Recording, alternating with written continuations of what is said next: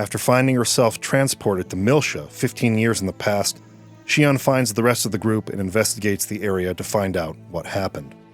Along their way, they come across Virgil, engaged in combat with U-TIC Realians. Seeing that he is badly injured, they decide to help him despite knowing he is the Blue Testament. They soon find an old church where they meet Febronia with a young Shion and Kevin. Febronia offers to be an organ donor to save Virgil's life, and an emergency operation is conducted to rescue him. After the operation proves to be a success, Virgil, who has a deep prejudice against Realians, gets to know Febronia and begins to reevaluate his views. Meanwhile, the group reconvenes with the crew of the Elsa to discuss their current predicament. The professor reveals that unless they can find a sufficient power source, it will be impossible to return to their own time. Alan also reveals to Shion that KOS-MOS's black box was damaged beyond repair, and without the help of Kevin, her original creator, she will never reawaken. Shion, despite warnings from Alan and the others about meddling with the past, decides to go into the city and discovers key truths about Joachim Mizrahi and the Zohar project that led to the disaster on Miltia. Most importantly, she learns that her father, Margulis, and Mizrahi were attempting to control the Zohar through experiments performed on both her mother and herself. She also learns that Kevin was a key member of Mizrahi's team and finds baseline designs and code for KOS-MOS that allow the Elsa's crew to repair her. As Alan and the professor work on reviving her, the ship is attacked by Voyager, who is beaten back by a redesigned KOS-MOS.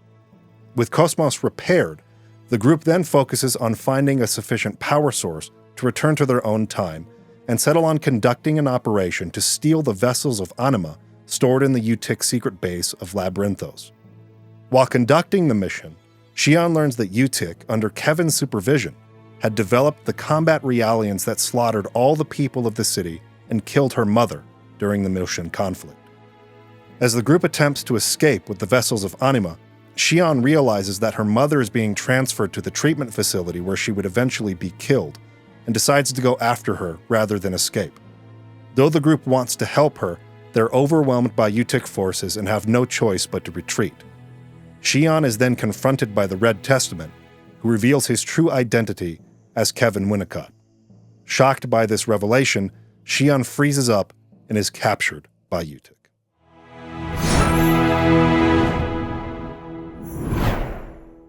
So, a few things that I want to address before jumping into the meat of the story that we're talking about this week.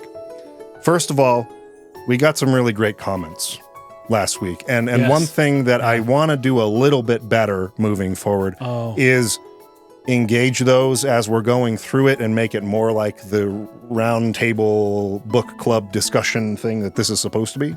Sounds good. So I've selected a few of those comments, some with corrections and some with just that I just want to give responses to because they were good. So let's start with that. Let me pull up some of the best ones here. So this one is in regards to us referring to the 12 vessels of Anima and the names of the ES units they belong to, being a reference to the 12 tribes of Israel. The correction there is it's not just 12, there's 13, because Joseph, Israel, had 13 children, 1 daughter and 12 sons.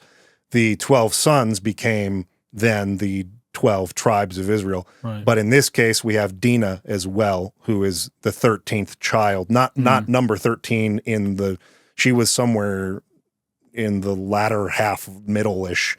Yeah. But anyway, she's included in that. So it's 13 children of Joseph, not just the 12 sons, right? So quick correction on that. That nice. Comment came from Artificial Vic, so appreciate you doing that. And that becomes a little bit more clear in what we cover this week because they specifically call out Dinah. And they probably have before, but I was playing through this week, so I was like, oh yeah, there's Dinah. It's not just the 12, it's 13. And there are other significance, of course, with the number 13 that we had talked about with Mary and Cain. And so there's more to talk about there, and we will get to that. Just wanted to let you guys know we're aware. Okay, corrections on Takahashi not being the director of Xenosaga 1 and 2 DS. Yeah, apparently he supervised it, but yes, more involved with the writing yeah. of the story and things, but not necessarily the game director. And we should be more precise when we say this stuff, but often what I mean when I say director is, but yeah, technically he was not the director. Yes. That correction came from Aiden Uzuki. So thank you. He's here with us right now, I believe. Oh, very nice. Yeah, he's typing as we speak. Okay, we mentioned Telos, and I was kind of like unsure about where in game 1 this was mentioned. I was like, is that on the Wuglinde or was that somewhere else? So this comes from CloudKit. The Telos plans in episode 1 were in the U-TIC battleship that Junior disables with the Durandal and Explorers, just for the record. So that came more midway through Xenosaga 1. Sounds about right. Okay, so that's it for corrections. Now some responses to some things. So I was really appreciative of this one. This comes from TW Tales 59. And I vibe with this comment because I also never comment on YouTube videos of other channels that I watch. Yeah. I am not like an active commenter or even just participant in really any internet forum, period. I don't comment on things. I don't discuss things with people online. Right. Various reasons, some obvious. But so I appreciate it when someone like that, because I understand that tendency, actually takes the time to write this kind of message. So I really wanted to put a spotlight on this one. What they say here is, I'm normally just a listener rather than someone who comments. I think this is my first YouTube comment ever. Say long-time listener, first-time commenter? Yeah, exactly. Very nice. There's an aspect on the intro I'm interested in getting your thoughts on, though. I first played through Xenosaga 3 without knowing about any of the supplemental material, things like Pied Piper, things like Missing Ear. I found myself a little colder on the opening than you guys were. Do you think the intro works well without that material? I feel like there are so many changes and new concepts being introduced in this moment to a series already bloated with complex organizations and sci-fi concepts that anyone playing just the Cortex themselves, or just the Cortex itself, isn't going to feel lost or unsatisfied with this, right? He says he jokes with his fiance about how he missed a whole game. I'm guessing now he's playing through and she's there. Yeah. He had missed a whole game that had covered the Gnosis terrorism that they reference, right? That this had bugged him so much. I looked into the details. That's when I learned about the missing year, and that is when we got the resolution to Nephilim's identity, which had been a major plot thread. That's true, actually. I hadn't even considered that one yet. That's true. The fact that Nephilim's father was the villain of that story, yeah. So there's a lot there. Is kind of the point here. That if you don't have that context, what do you actually feel about the opening of Xenosaga? It's hard to really even imagine that. But I can't. When you say intro, are you talking about the first scene, or are we talking about the first hour? That's a good point. I think when I was talking about the intro, I was talking probably up to the part where the dive into stealing the data. Okay. So you have the Kevin scene, the Testament scene, and then that first dive scene. I would consider the intro to be over when she gets to Pedroia Island, though it wouldn't be wrong to say the intro actually ends when she gets to 5th Jerusalem. Right. And she does her whole monologue. I think those are both valid to call the intro. But you could call one the hook and the other one the intro. That's a good point, because she talks about a lot of this in that monologue going to 5th Jerusalem. Yeah. So maybe there's a lot more confusion, I would be guessing, at what you're saying here by just that dive sequence. What the heck is happening? Shion's not with Vector anymore. They're talking about all these things. I have no idea what they're talking about. And then the saint at Rennes-le-Château. At Rennes-le-Château. And then the not really hearing the name Kevin or anything and just having to assume that that's who that is. Yeah, a lot of stuff that they're just hoping that people will pick up on. Often, I think, a lot of directors, and especially for video games, one of the big things that people look for in a video game, at least what they looked for 20 years ago, was replay value, because you want to pick up new things on your second playthrough that you didn't pick up on your first. So it lends itself towards what we used to call replay value. I don't know if people still say that. I think they do anymore. They do, because everyone has a Steam backlog of 1,000 games now. Yes, and it's just different when you're younger and when you can only afford 2 games. And if this is one of them, it better have good replay value. Yeah. And sometimes I think that people intentionally put things into games knowing that people won't understand it, but expecting them to understand it upon a second playthrough more. Sure. And that could be the case with this one. However, in terms of Pied Piper and Missing Year, you're just missing some important stuff. Yeah. And that's unfortunate, but I still think the intro's dope. Like, it's still really cool, even if you don't know what's going on. And my thinking is that upon a second playthrough, you would know everything that's happening there. Yeah. I think those are all really good points, first of all. It's kind of hard to, like, put into words how different gaming is now than it was, like, when we were 2004, kids growing up and stuff. Like, the access, just the saturation, the number...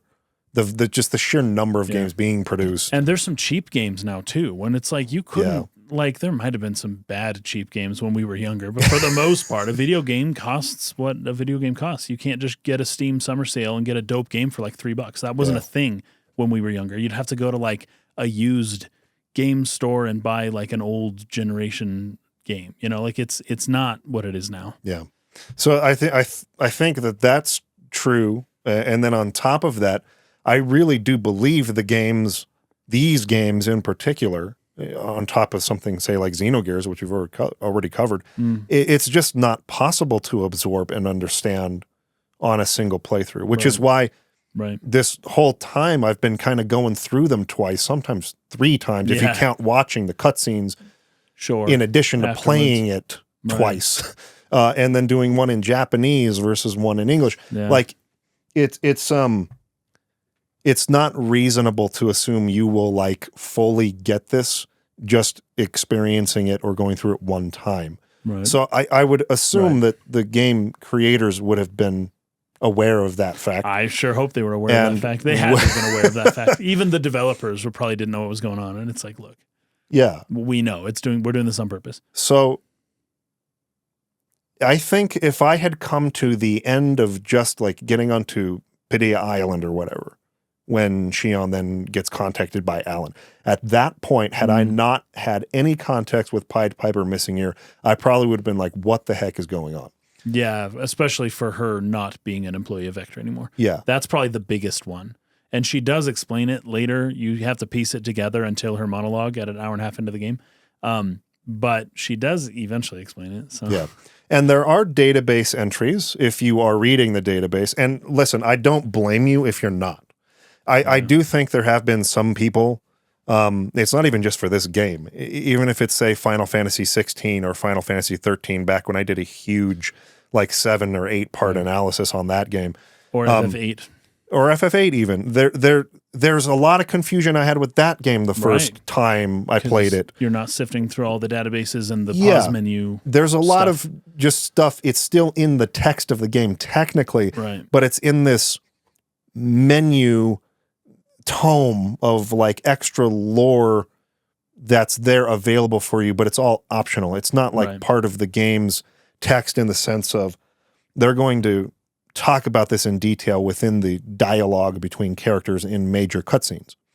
And at this point, I think our thoughts on that way of relying on a database to give important details about the story is pretty clear. Like, obviously, we would prefer that stuff is not held in a database, that's given through the natural flow of the story. You know, even a database is better than what it used to be, though, which was it was in your game manual. Yeah. Like the paper manual that came with the game. That's where the story was, and then you just played and killed all the aliens, you know? Yes. I am not a fan of databases when they contain this kind of very necessary plot detail that you need to understand what's going on. Yeah. I think they're fine when the details there are tertiary details. It's This is cool to know about the world if you're inclined to seek it out. General world but stuff. It is not necessary for you to follow the plot of the game. Right, yeah. And I would say that in this case, with the missing year and Pied Piper stuff, I don't really use this as a criticism against the dev team, because I understand the difficulties behind the development of the series and the fact it was meant to be much longer than this, and it just didn't go the way that they wanted it to go. So they've done the best they can. So I don't hold it against the game in any sense for that reason. But nonetheless, this is exactly the kind of thing I don't like databases being used for. So I understand where he's coming from is what I'm getting at here, and I feel you on that. And it is exactly why we covered the series in the order we did. We made sure we played Pied Piper before episode 2. We made sure that we went through Missing Year before we started episode 3. And that probably wasn't an option for a lot of Western audiences when the game released. Yeah. So, but, you know, that being said, hopefully, you know, our thoughts on that are clearer. There's nuance to whether or not this is technically a really great opening intro sequence without those details, but we had those details. I think those details are necessary. They've aided our experience, so I would recommend to people do that. But I also don't think they did a bad job of filling them in that monologue. Right. Though that comes about an hour and a half, 2 hours into the game. It's a bit late. Maybe it's a little late, but it's there. Like if this were a movie, the movie would already be over. Like your 90-minute movie would be over by the time Shion starts explaining what actually happened. What you need to know to make sense of what's happening at the beginning. You would see her jumping around and, oh no, what's going on? I thought she was on the different team. And after about 4 minutes, they'd just explain everything. Right. So this definitely didn't do that. Yeah. But I would say that I think it's sufficient given what I know about the problems this development went through. Yeah. It's like they did the best they could, and it's a fairly efficient answer to that. It's not perfect, but there was never going to be a perfect, much less an even anywhere near approaching ideal way of fixing the problems they came across. Yeah. But given what those problems were, I kind of think they did a pretty decent job with it. You just kind of that's something I felt like I've discovered about this particular series, Xenosaga. I have I have consistently, let's say, felt confused, and my personality gets bothered by that. I don't want to move on till I feel like I can orient myself. Where am I, and what is this, and what are they talking about? Right. But a lot of times, if you just wait like 2 or 3 more hours, and you'll probably be okay. Right. And I've kind of just had to accept that, which is why I played through the game without taking any notes the first playthrough of Xenosaga 3. I didn't touch notes. I didn't have a computer up. I didn't go look up all the freaking wiki information. I just let it be okay that I don't get what's happening yet. And maybe in 2 or 3 hours from now, they'll say something that clicks for me. I want to see how that goes. And I think for the most part, I got there. But there were, of course, then some lingering questions that on the replay again, I went looking for those. Right. And I think that might be just the optimal way that you're meant to engage with this Xeno series. That's kind of what I learned from Missing Year, was that if you just wait a little bit, they will recap all of this for you. Yeah. Just don't worry about understanding it as you're playing. Just wait until the next scene when they all get back together, and they will explain everything. Yeah. And I've been noticing that in episode 3 as well, that whenever I'm confused, after just a little bit, they do recap things. Now, that doesn't mean I get every definition of all the weird words they're using. I still don't know what a lot of that means. But at the very least, I'm able to understand the situation. And obviously, they want you to be confused at parts of this game, right? Yeah. They want you to. It's part of the director's direction of your emotions during the game is confusion. That's part of it. And sometimes confusion for 5 hours. But that is the director's responsibility, and this is the way he wants to reveal the information. And we try to take that into account. Yeah, you got to be kind of be cool with that. Yeah. Just accept that, and then like you get to the end, if you're still confused, you know, maybe there are some problems there, but if you've got the gist by the end, but you still have some interest in, well, I wonder what they really mean by this. Not, Right. I don't understand how we got from A to B to C to D to Z. Right. I understand, and that's always how I have felt on a first playthrough of a Xeno game, whether it's Gears or Saga. It was like, I got to the end, I remember making videos about this back when I did my first playthrough of Xenogears. Listen, guys, I understand how we got from here to here to here, but I don't know what any of this means. Right. Like, really means thematically. That's where I'm at with episode 3 at the moment. Yeah, and so that's where you go through your second run, and then you start reading some stuff that are referenced outside of it, and then you start getting it. Remember, this was part of Takahashi's idea in general, was how do we get people, a younger generation, to engage with this material that he finds interesting. And so if you are a little confused at the end of the game, and somehow that causes you to read "Thus Spake Zarathustra," then the artist succeeded in his goal. You have to say that he succeeded, despite the fact that his game ended on a confusing note, because part of his goal was to get you to read "Thus Spake Zarathustra." Yeah. And if that's what you did because you were confused and you wanted to understand it better, he succeeded. Yeah. We're getting a little bit more into this than I was thinking we were going to, so this might go a little longer, but I think this is good. I think this is maybe important to say.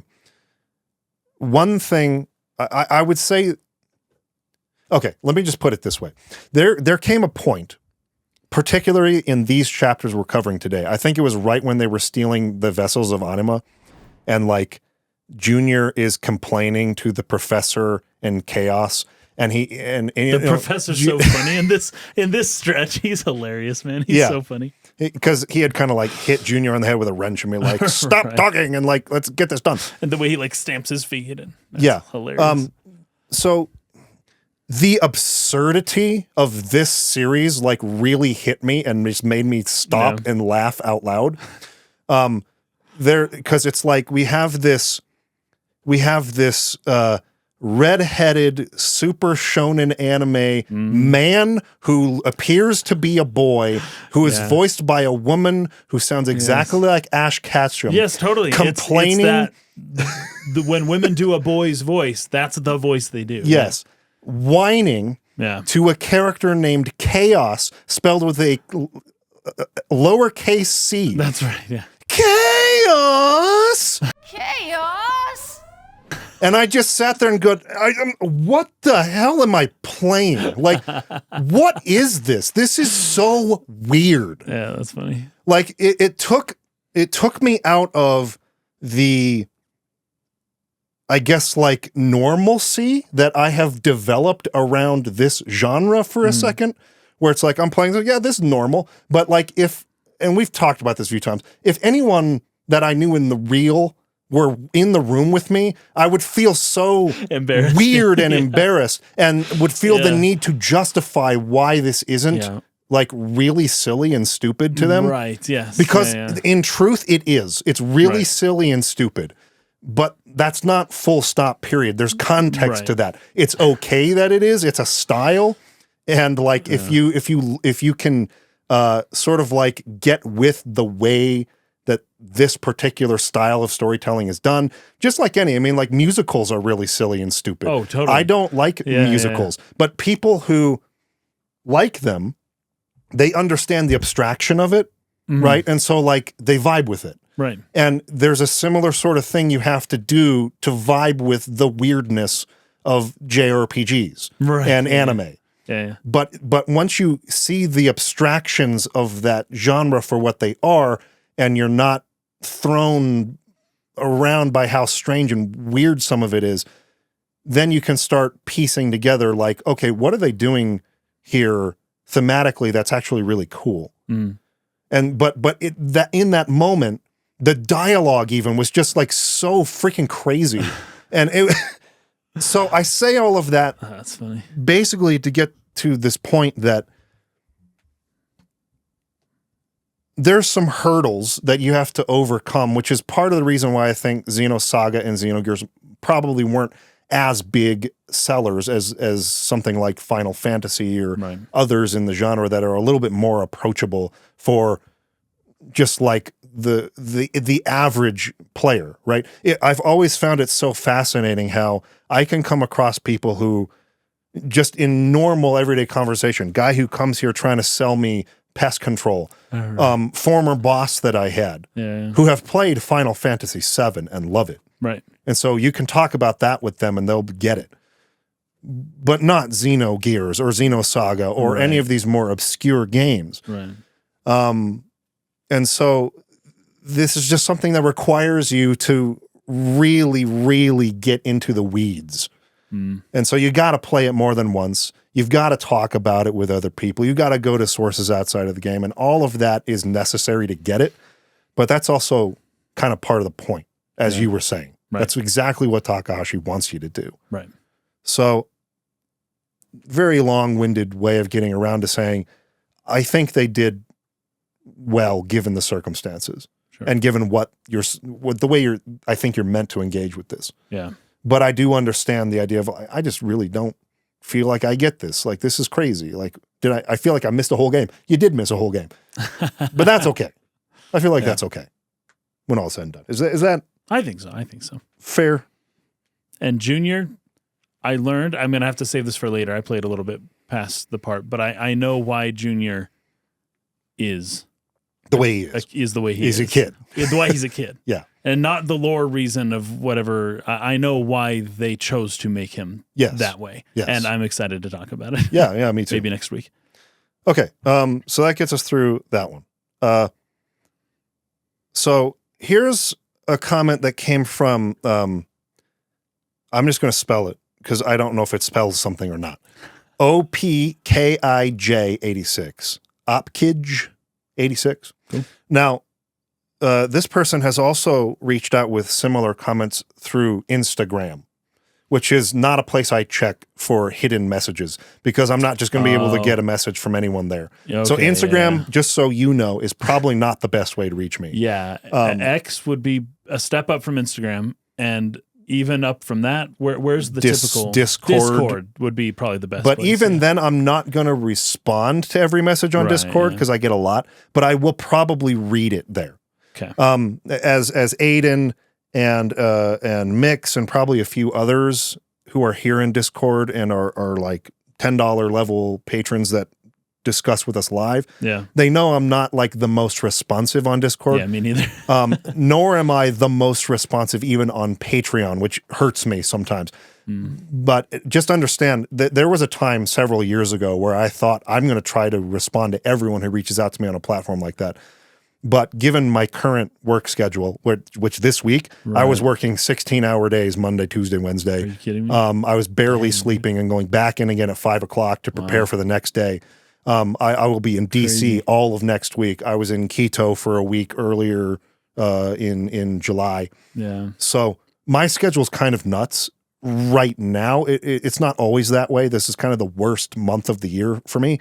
But I don't have time to do all of that and actually play what we're talking about this week and prepare notes and read Thus Spoke Zarathustra and make another video because we don't want this to just be a podcast channel. Right. Like there's just so much I can't get to everyone's comments. So please don't feel bad if I don't respond or don't respond right away. Often I will even see it pop up and read it a bit, but I always feel like I have to you put in this much effort to put this thoughtful query out to me or to give me. I don't want to just say K and have that be the end of it. And I'm giving no thought into the response. So me a lot of times I feel like I'll get to that later, but just never do. Right. So just understand that. So he has given us several messages that have that kind of thought put into them. And so I wanted to at least to feature him here.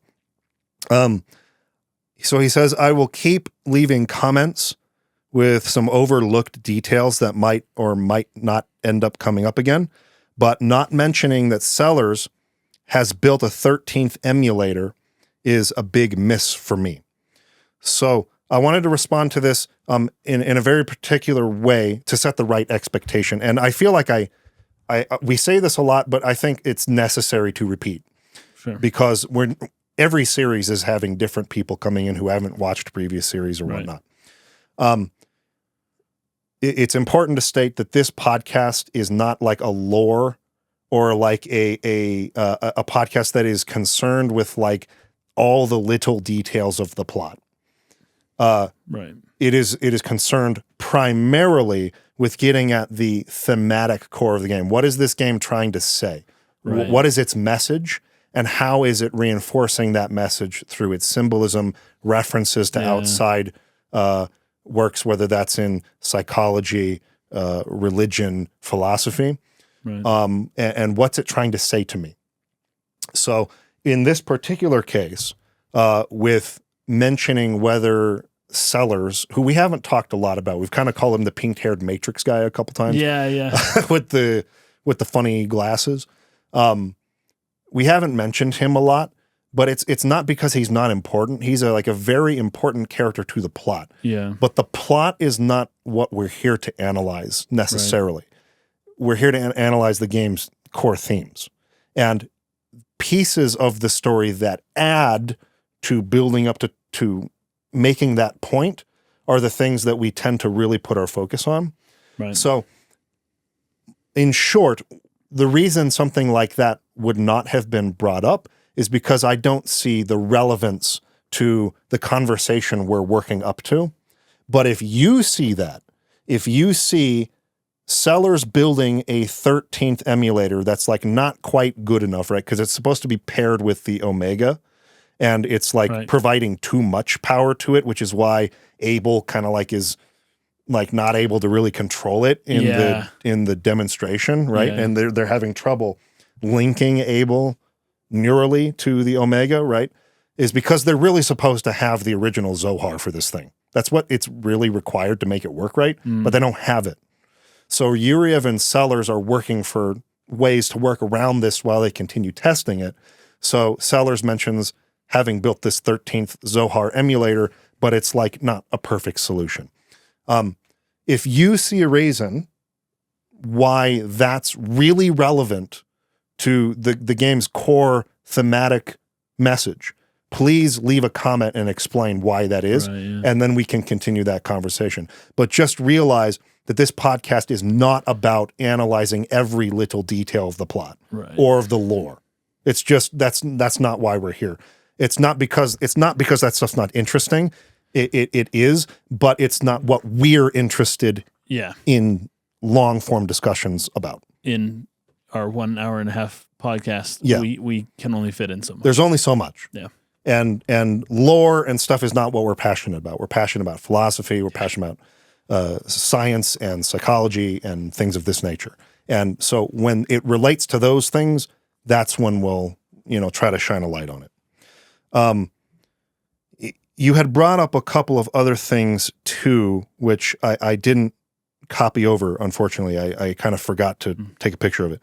But just so you know, that's kind of where we're at with that. And again, but if you do feel like it has thematic relevance, please leave a comment as to why you think that way. This one comes from Disturbed Rebirth. He says something like, I'll just read it. Curious, it's curious how the main villain of this game is named after the father of psychology, Wilhelm. Right? So this is a reference, let me pull it up here, to Wilhelm Wundt, who was a German psychologist, philosopher, and professor, one of the fathers of modern psychology. Wundt, who distinguished psychology as a science from philosophy and biology, was the first person ever to call himself a psychologist. So that might be interesting. A person we might want to do a little more research into as we get towards the end of the game and do a little bit of a closer evaluation of Wilhelm himself. So I wanted to put that out there. Let's keep that in mind as a thing to think about, like as we get more towards the end of the game. Great comment, though. Appreciate that. This one is about the definitions of KOS-MOS or cosmos and Weltall. Ready for this? So we know Weltall. I can German. Yeah. Yes, that makes sense. Right. Yep. So Welt means world, but it also means universe, and Weltall is universe, right? Cosmos. Why did I not realize that until someone points it out? Exactly, right? That's why I thought that was a great comment because it's something that, I should have put that together, Totally but didn't hadn't realize. mentioned yet. Yeah. So That's those of you great. who know Xenogears, the term well or Weltall was used a lot in that game. Yeah. Not in this game, or not in this series of games. But KOS-MOS is, in and of itself, pretty much the same kind of reference as Weltall. Yeah. So KOS-MOS, or Cosmos, we all know what that means, you know. But Weltall, universe, space, outer space, Cosmos, same thing, really. Yeah. It means something very similar. Something very similar. So it's almost like KOS-MOS was what they used in this game. It would be synonymous with something like Weltall. So something to think about there too. You had talked about Telos and KOS-MOS and the relationship between those two things. My mind tells me right now Telos is a bad guy, therefore I can't give my actual interpretation of what that ought to mean, because I'm like, but that would be bad. Yeah. Right?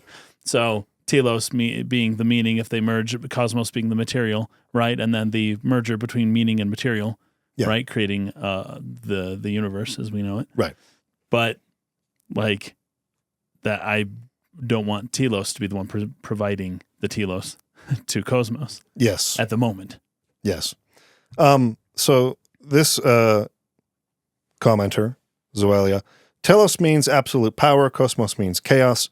That's a pretty simple thing, but I wanted to read this sort of definition of Telos. Meaning end, purpose, or goal. Right. It's a term used by philosopher Aristotle to refer to the final cause of a natural organ or entity, or of human art. Yeah, there's the four causes. Yeah. Telos is the root of the modern term teleology. You said that before. The study of purposefulness, I don't know. Yeah. Or of objects with a view to their aims, purposes, or intentions. Teleology is central in Aristotle's work on plant and animal biology and human ethics through his theory of the four causes.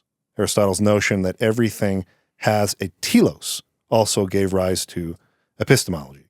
Right. So, yeah, it's important to understand, like, I think this commenter here is saying the word KOS-MOS or cosmos relating something more like the chaos of the universe, the yin of the yin-yang, and telos, this like the sort point. of purpose or point, to yeah. something. Right. Being more of like the yang side to that thing. And so we have, kind of a yin yang thing going with KOS-MOS. It's very yin yang, yeah. Yeah. But Telos is a bad guy. We had this person giving a response to what I was talking about, the vessels of Anima being possibly symbols of the demiurge itself. Oh, yeah. I thought this was very interesting. You can view the human brain or spine system as the ultimate creation of the demiurge. It's our interface with the material world, and can even be seen as a cage that keeps us trapped in the material world. It's very Gnostic. Yeah, the central nervous system exists to interface with and process information from the material world, albeit with some limitations. This person responded, that was Silver Testament who said that. Aiden Izuki responded to that. I also saw it as a distinction between biological and mechanical. Your analogy makes a lot of sense, though. Because the ES stands for Ein Sof. So the ES units. Ein Sof. Right, stands for Ein Sof. Is that revealed somewhere? I actually don't remember reading that. It's probably in the database. Okay. But Ein Sof is a big deal. Yes. That's all the Jewish mysticism. That's why I took it down as a okay. Ein Sof is the creator of the world in the, give me a sec. The Kabbalah. Yeah, in Kabbalah, but in particularly which branch of Jewish mysticism? I know. It's not the Zohar. It's not the Sefer Yetzirah. I think Sefer Yetzirah has Ein Sof as the creator. And the way Ein Sof creates is fascinating too, with like the vessels that break and all that stuff. I did not know that ES units meant Ein Sof units. And I'm actually wondering if that even makes sense now. Yeah, it's just something, again, like that's pointed out that I go, let's like look at that a little closer, right? So I want you guys to know that that's happening. I mean, I put it all down here, but I don't want to spend forever just like going over these responses. But that's something that's on the radar now. Some people have also brought up Evangelion in response to this specific thing. Right. There's a part of that story where they have a very similar like brain and spinal system in the mechs. Okay. So that's a series that I think will inevitably be covered at some point by us. I'm just not sure how. And so, because it's so big. I've never seen it. And it would not replace a game analysis. It would have to be one of our monthly exclusive things, but that would turn into a Like yearly Lord of the Rings, exclusive Yeah. once a month for 12 months talking about Evangelion. We kind of did it almost half a year on Lord of the Rings, so that's not necessarily impossible to have happen, but I'm not sure how people would feel about it. So we got to leave that up to Patreon to decide. Yeah. All right. And then, okay, so I wasn't going to do this. I wasn't going to bring up the goggles. I was just going to keep wearing them and just let people flounder trying to figure out what's going on. And it's been funny to watch people respond to this. Right. This comment was so perfect as to reason I actually almost commented on it saying yes, period. Yes. And that was it. Because they didn't understand the point, but actually did. But they understand at the same time. Yeah. And so it was just such a perfect comment that I couldn't help but answer it, and will hopefully put some people's mind at ease about this finally. Right. Mike does not have a neurodegenerative disorder. No, I didn't have eye surgery or anything. There's no like deeper philosophical, like analytical reason. I'm not representing something by doing this. I made a video about a month and a half ago based on what I felt was the most important lesson that I learned from Nier Automata the last time we played it for the podcast. And that had to do with the way that Yoko Taro, as a person who I think is very obviously familiar with the philosophy he references, and is someone who can, I think, stand very confidently to comment on that type of philosophy, yet never, ever takes himself seriously. Obviously, in public appearances, he's always wearing the mask. He's always being silly. I felt like when I read Pensée, which is a philosophical work that is referenced in that game, that one of the very first things I read there was a true I'm going to butcher it. I don't remember the exact wording, but the concept is to be a true philosopher is to essentially mock or make fun of or make light of philosophy itself. To not take it seriously. Right. You have to understand as a true philosopher that the stuff you're dealing with here is not some sort of rigid scientific fact.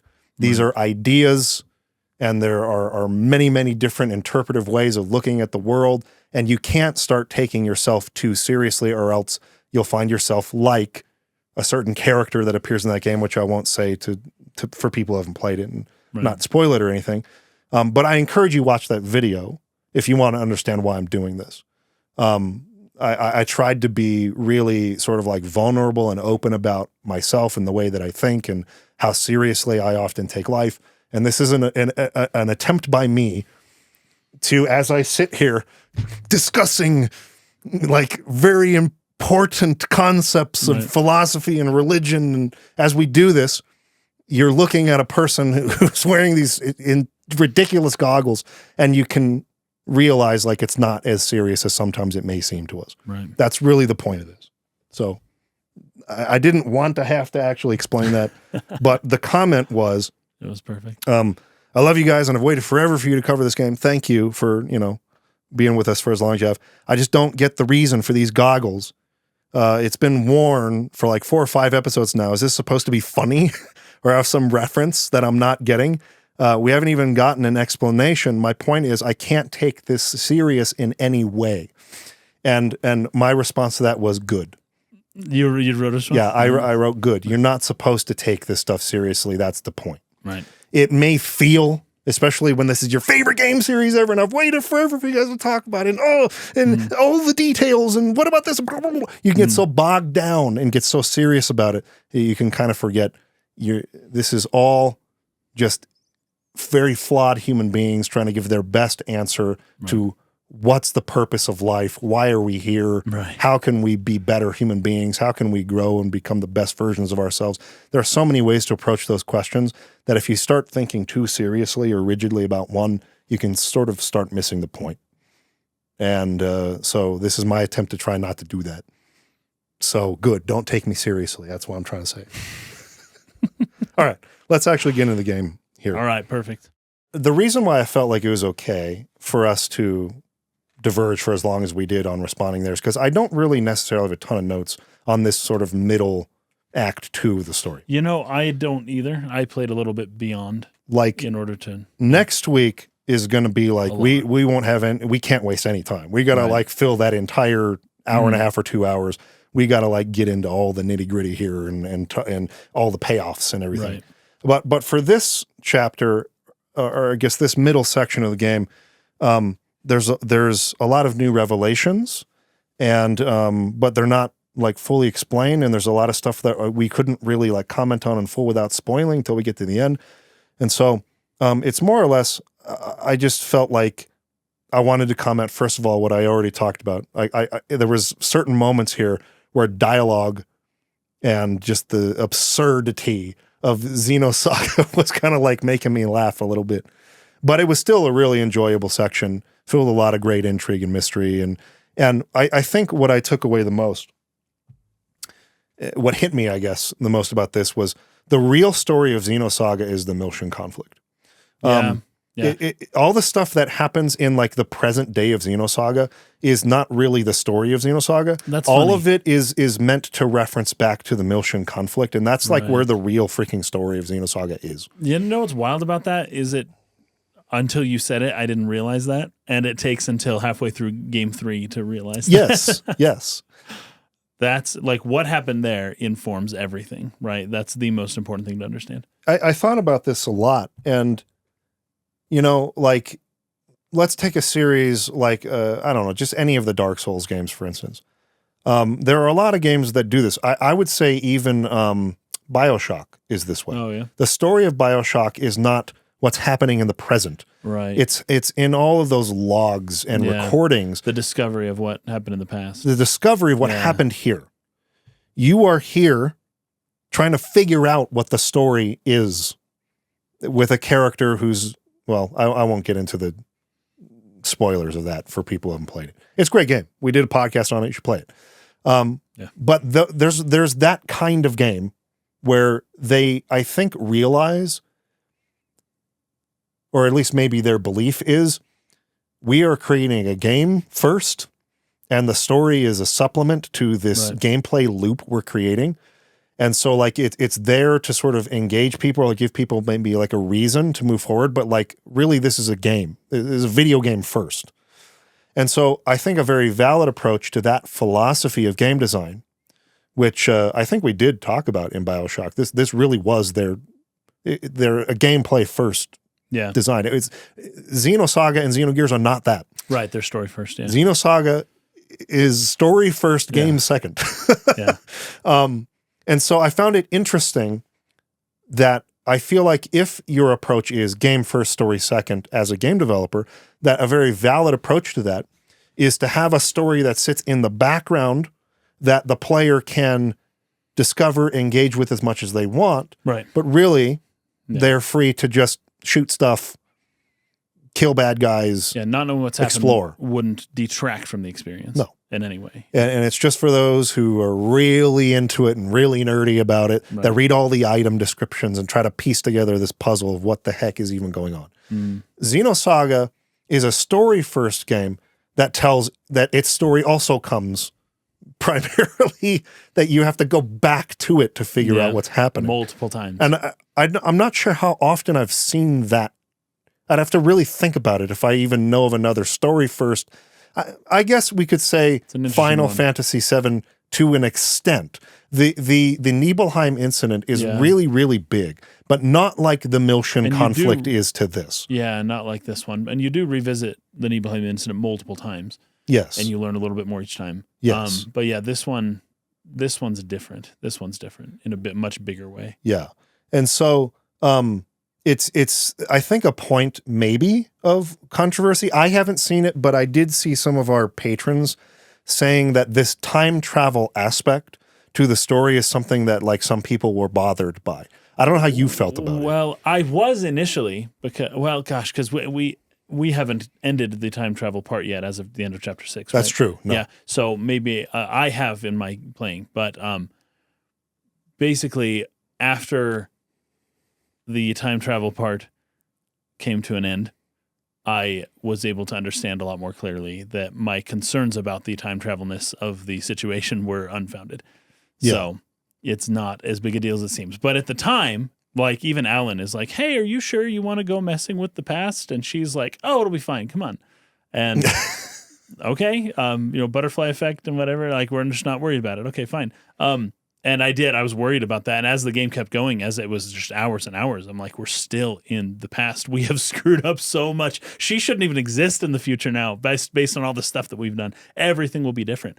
But it, does not seem as though it's as big a deal once you realize, later on. It's funny to me that they don't attempt to explain the effects of time travel in this, like some other stories might try to get bogged down in that. Well, if we change something, does that mean we've now entered another universe? Right. Or does that mean we were here from the start and what we did in the past got us to where we are? Right. So like we can't really change anything. Right. Like they don't attempt to explain that at all. They don't. There's a few lines that say something like that, and then you shouldn't meddle with the past. Yeah, I don't care. I don't care. I'm going, okay, right, we're not going to push it. And they just leave it at that. But it's also a way of raising the stakes. When you do the encephalon dive, the stakes don't seem as high.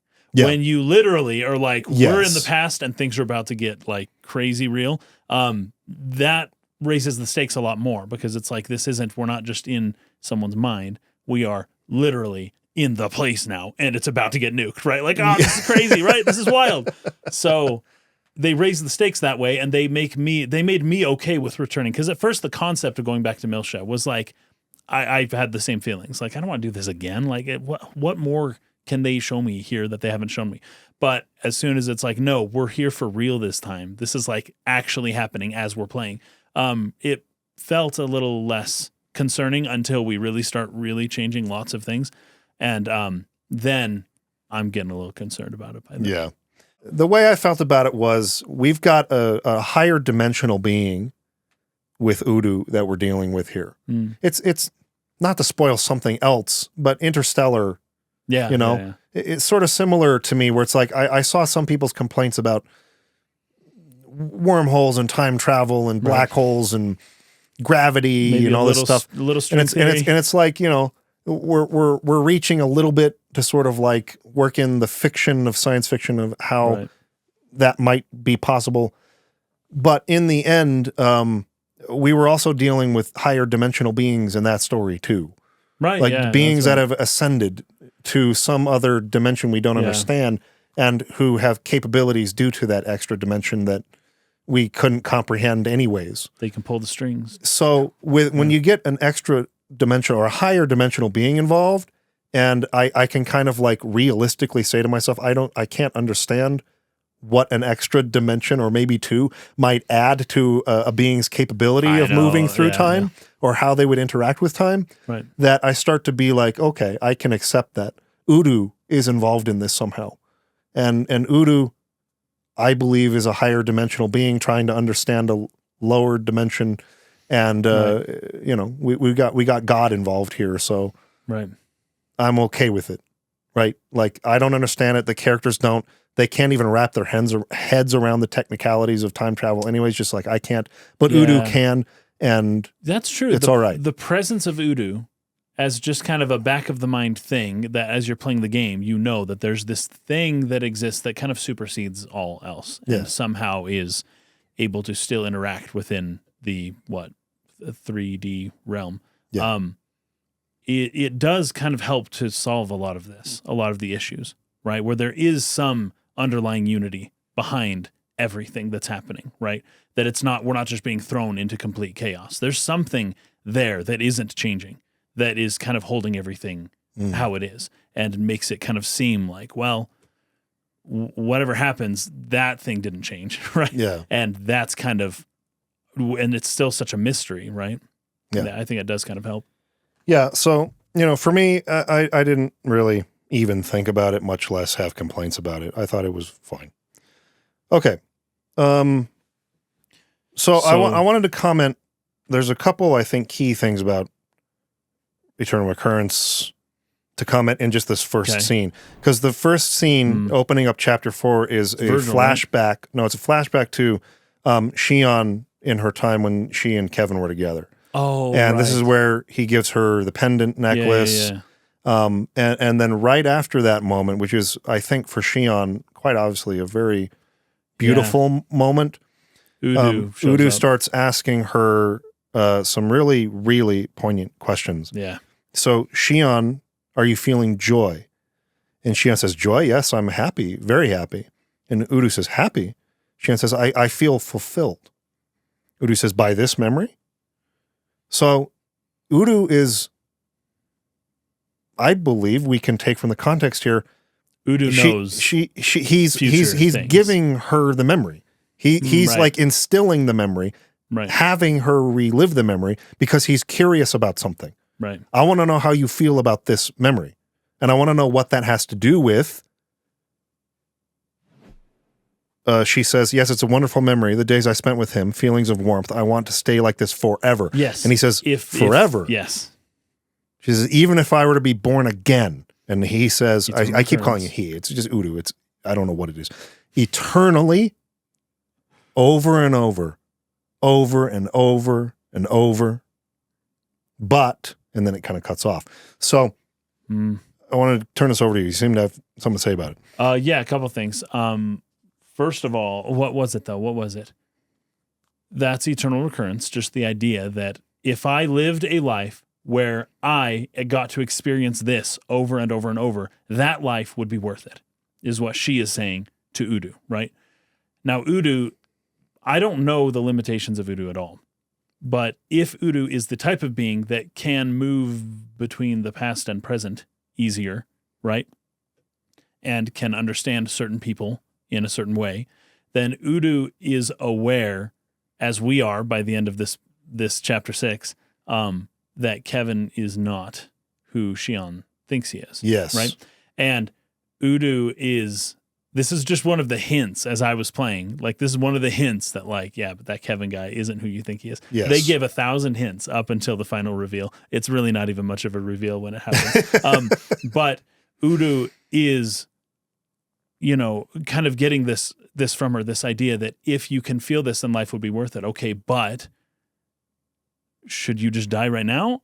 Or should you live long enough to see this person become the villain, basically, something like that. Right. Like Udu, I don't know, Udu's kind of like wrestling with kind of like the point. Like, but the fact that we are so much more finite than Udu, that we don't have the ability to kind of see outside of the moment that we're in, right? Whereas Udu can kind of take everything into context. It's like, no, any good moment, boom, yes, life is worth it because things are good right now. So life is worth it. Yes. And as opposed to, oh no, things are bad, life isn't worth it, right? Like, okay, but when you see everything kind of spanning from the beginning, you just have a totally different perspective. And Udu is kind of learning how limited the perspective of humans are. That's more or less what I got here. But also there's that line from Wilhelm right before or after this, I can't remember, maybe just after, where he says, it has begun once again in the same place. Yes. Right? Yes. And once again, the eternal recurrence idea is happening here. And to Wilhelm, this is kind of boosting his like opinion on eternal recurrence. Like, this is a thing, fate is a thing, and you can't escape it. And look, boom. There's evidence right before me. The same thing's happening again in the same place. I'm right? Because look, obviously I'm right. Yeah. So, two kind of eternal recurrence things happening within a short time frame here.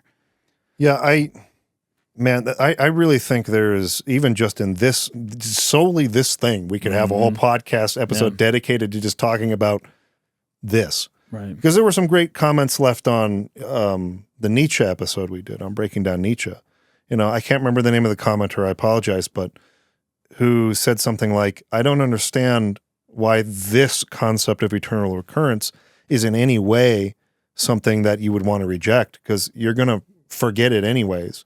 So like, where's the suffering in living the same exact life over and over and over again? If your memory is going to be wiped every time, you wouldn't know that. And he kind of touched on something we've also said in the past about memories, that the loss of memory is real death. Akin to death. Yeah. Maybe not even, I would go beyond akin. It is death. It is death. Like if a person loses all of their memories, they're just not the same human being. Yeah, but what if they just lose some of their memories? That's where you get more gray area, right? For sure. But that's also like you are a being that is constantly dying. Yeah, and being because you're reborn. losing memories anyways. But your memory's also not perfect. Anyway, rebirth. Yeah, we're not going down that rabbit hole. That's why I say So a we whole, could. a It'd be fun. whole podcast episode could be dedicated to just that. Yeah, but I started thinking about this, and I wanted to acknowledge that comment and say, like, we didn't talk about that in that episode, but that is definitely something I've considered and thought about. And yeah. If you die and you don't remember it, there's no suffering in it. The suffering or the part that makes you fearful is in the knowing that it's I'm gonna forget again. and I'm just gonna go through this again. Yeah, and we've talked about this in other games too. So it's the suffering only in the realization of it, not in the actual experience of it. But the realization can never happen unless you theorize eternal recurrence. The realization of it can never happen because that would affect the new loop, and the new loop would happen differently if you retained memories of a previous loop. So you have to forget. In order for eternal recurrence to be a thing, you can't remember it happening. Right. But so in light of all that, I was thinking about this more. And I feel like, I don't know, I try not to feel like my life experience is like super unique or something. Anytime I feel like I start thinking that, I'm going to find somebody who has gone through something similar and would understand. But there's a tendency for me to feel alone in my perspective or life experience. Just kind of part of however my psychological makeup is. But I was thinking very seriously about this. Is there a moment, or even like 2 or 3 or 10 that I could count up to right now that are experiences that I love the way Shion loved that memory, that would make me say, despite any other suffering, horrible thing I've gone through in my life or bad moment, that would make me go, yes, I would love to live my life over and over and over again because of that memory. Right. And I think it would be literally stupid to say no, just based on any person I know who has had good experiences with me before and would say, well, what about that? Like, that's not worth re-experiencing again. You can think of it in your head, but if you're going to talk to it out loud with someone who knows you, it would feel dumb to say, no, that wouldn't be worth living again. Also, you are alive, like as Camus said, right? Like to remain alive is a choice, right? And so if you are alive, you have determined through, to some degree, living is better than dying. Otherwise, you would be dead right now. You would be here, Right. So I also say this as somebody who has been pretty transparent about the fact that I have tried to make the choice otherwise before. Right. It did not go the way I expected to, thankfully. Thank God, or whatever. But I have been in a position many, many times. It's almost a plague of just my particular personality, psychological makeup, that I continually almost visualize, I idealize the idea of choosing not to. I wish I could, or whatever. So as a person with that particular mental illness, it's a little bit difficult to imagine when you're feeling all the time, man, I just wish that truck would like freaking ram me off the road right now, or whatever. And it can come out of nowhere. You're not even particularly depressed that day. Right. And you're just like, gosh, I don't want to freaking work 14 hours today. Can his car just freaking kill me? Right? Like, even for something trivial like that, it can come up. And then you pass out and Udo is like, really? Yes. Would you want? This is why there's such a fascinating scene to me.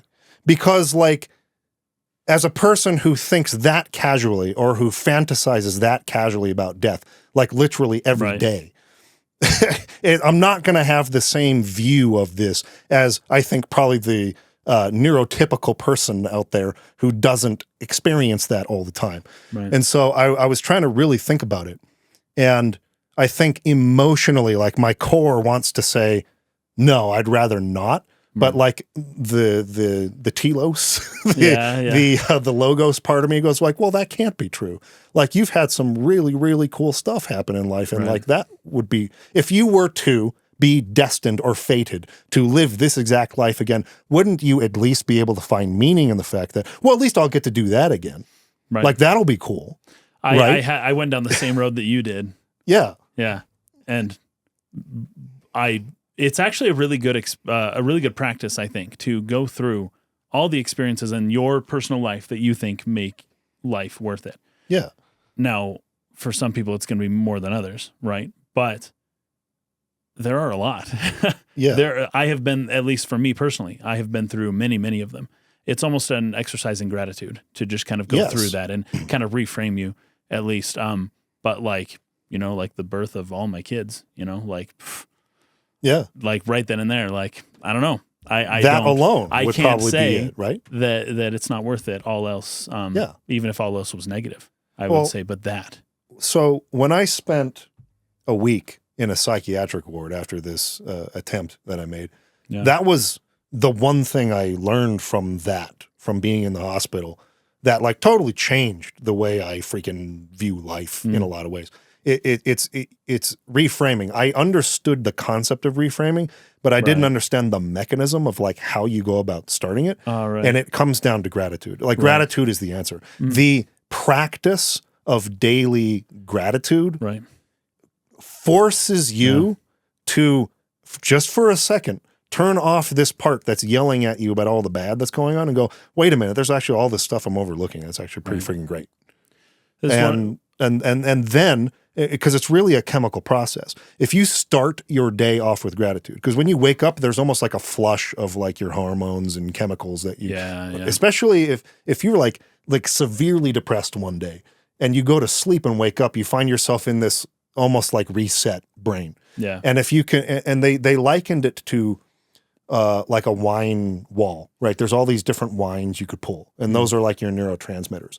So like if you wake up and you pick these ones off the wall and drink those, then there's this period of time where that stuff's in your blood, it's in your system, and you feel those emotions that those neurotransmitters activate, and it takes a while for them to the effect to wear off, process, and then for you to go back to the wine wall again. So if you're starting off with the depression neurotransmitters at the start of your day, you'll start feeling those, and then there's no walking back from that. You just have to let the effect go through. But what gratitude does is it starts you with the positive, happy neurotransmitter release, and it gets you off on the right foot. And so that's a hard thing to like get into the habit, but something you definitely should practice every day. And that's kind of what this exercise was. It's an exercise in going like, wait, let's think about the good experiences, and would that be worth living your life despite all the bad stuff that happens to you just to be able to experience those again. This is an interesting thing about humans just as social creatures, but pain shared is pain divided, but happiness shared is happiness multiplied. And that's weird, but that's how humans are. There's something about pain that when you share it with other people, it loosens the burden. Yeah. But when you have joy and you share it with other people, it increases the joy. Like there's something about the way that humans experience life on Earth, in the universe, that kind of points us towards a more positive direction, I think. Yeah. And it is so easy for painful experiences, in my opinion, in my mind, how I see things, it's so easy for painful experiences to really feel and seem like a dream after they're over. But the joyful experiences feel more real. And I don't know exactly why that is, but I think at least in part, like you can dissociate a little bit during painful experiences. And this actually reminds me a little bit of in Dune, that line that both of the Bene Gesserit, the mother and the son, both kind of repeat when they're going through immense pain, which is that fear is the mind killer. Once this is over, everything will be fine. They're placing their conscious mind as best they can. They're placing it past the fear. They're placing it beyond the pain. Like I am thinking of the time when this is over, and honestly, it's not that bad. Like it's okay. Right. Once it's over, it's okay. I right? love that. And there's a way in which, if you can do that in painful moments, to place your mind beyond it and to try to access that future you that has experienced it and has finished it and is okay, maybe even happy that they went through this difficult period, right? Maybe, if you're lucky. Although I think more often than not, that will be the case. Yeah.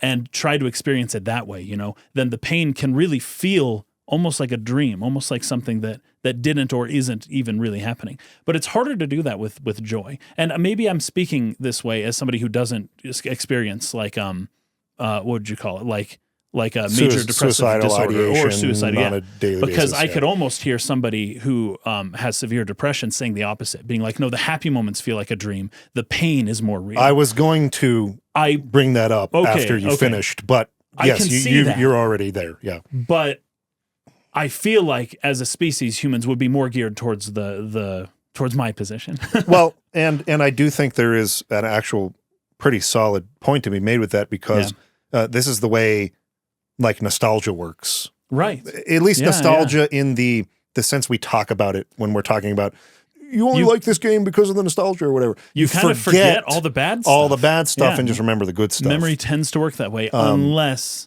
it's severely traumatic stuff in which it can be the opposite. You can almost get locked in too much on the bad stuff and only remember the bad stuff. So there's two sides of that coin.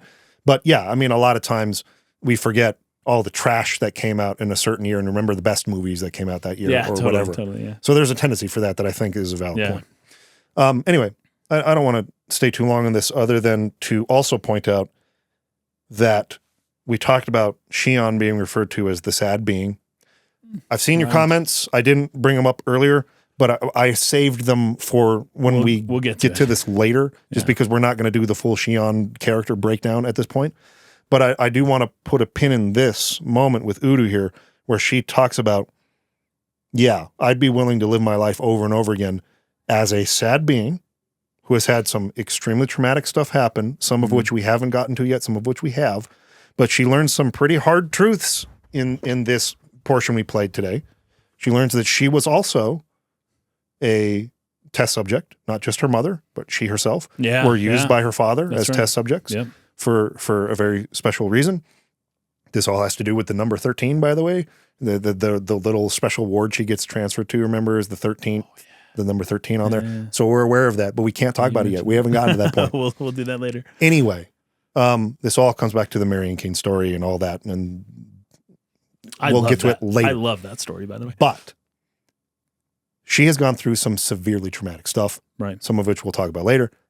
She's still willing to say yes to have this moment with Kevin again. Yeah. And Udo, like you said, might be, but wait a minute, what about Kevin with an asterisk on it? Yeah. Might be what he's asking. Kevin. Yeah. But even understanding the Kevin thing, I get it. Even understanding that, she saw like people get eaten by zombies. Yes. She was there when her mom got stabbed to death. I know the Kevin thing's rough, but she has arguably been through worse things than whatever Kevin did to her. Yes. And so despite all of that stuff, it's interesting for multiple reasons. It's interesting for multiple reasons, and we're not fully discussing it because we've got to get into a whole scene at the end of the game that's going to complete this. I'm only talking about it now so that we can shine lights on it as we're building up to that moment. Because, like I said, I wanted to reevaluate my feelings about Shion on this playthrough, and so this was one key scene in which I started doing that. It's like, okay, I didn't feel like I connected with Shion or why she was doing what she was doing. Right. And I couldn't empathize. I felt upset at her as a character, so to speak. So now I'm seeing this again. I'm going, wait a minute. This is like a piece, a crumb of context leading up to that I think is going to be important. So I'm saving some of this for later. Okay, good. But she seems to be okay with all of that freaking crazy stuff. Mm-hmm. Watching Febronia's face get eaten. That's wild. Freaking crazy. As to have this moment with Kevin again. Right. It makes it worth it. That's important to note about her. Why is she so enamored with Kevin? I've been asking that since episode 2. Yes. I've been Why asking is that she for a long so time. enamored with Kevin? What's the real reason? That's what I want you guys to think about as you keep playing. I'm not asking because I don't know. I feel like I feel like I do know, but I want everyone to think about that. Okay. So that was a great scene. And all these little Udo scenes I think are important.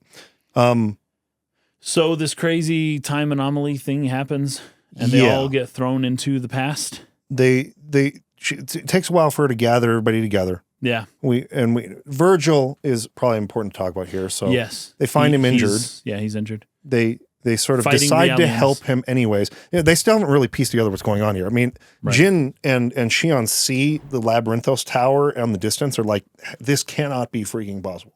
How are we on Miltia? And that thing is not crumbled to dust. Right. Yeah. What is going on? Yeah. So those were the first hints. We time traveled, but like that's kind of hard to really believe, even when you're seeing Labyrinthos still intact.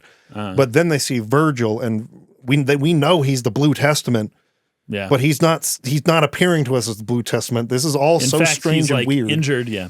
But like we can't just leave him here to die. Right. Because we're good protagonists. We're humane, yes. And good protagonists don't do things like that. Nope, they don't. So they decide to help him, but he's fatally wounded. He needs like emergency surgery, organ transplant. So they find in this old church, which we saw in the Encephalon dive in the first episode, Febronia, with a young Shion and a young Kevin. And this was just hilarious to me. I think I get the point that Kevin acts so differently here as a young man or as a older teenager or however old he's supposed to be at this point.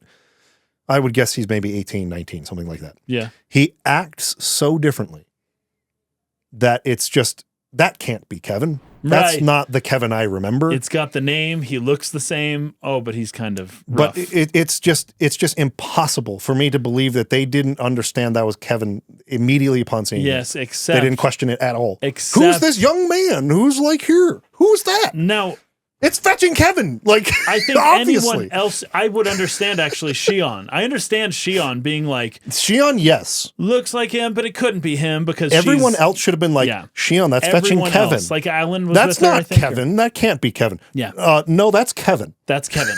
Everyone else should have, no one else should have been freaking questioning that or been like, he looks a little bit like him, but I don't know. He acts so different. Unless they all spent romantic nights with him. But I agree. Shion should have been in denial that that's Kevin. Denial and for a very specific character development reason and for suppression of memories and all this stuff, which is a key thing in the Takahashi stories, repressing memories.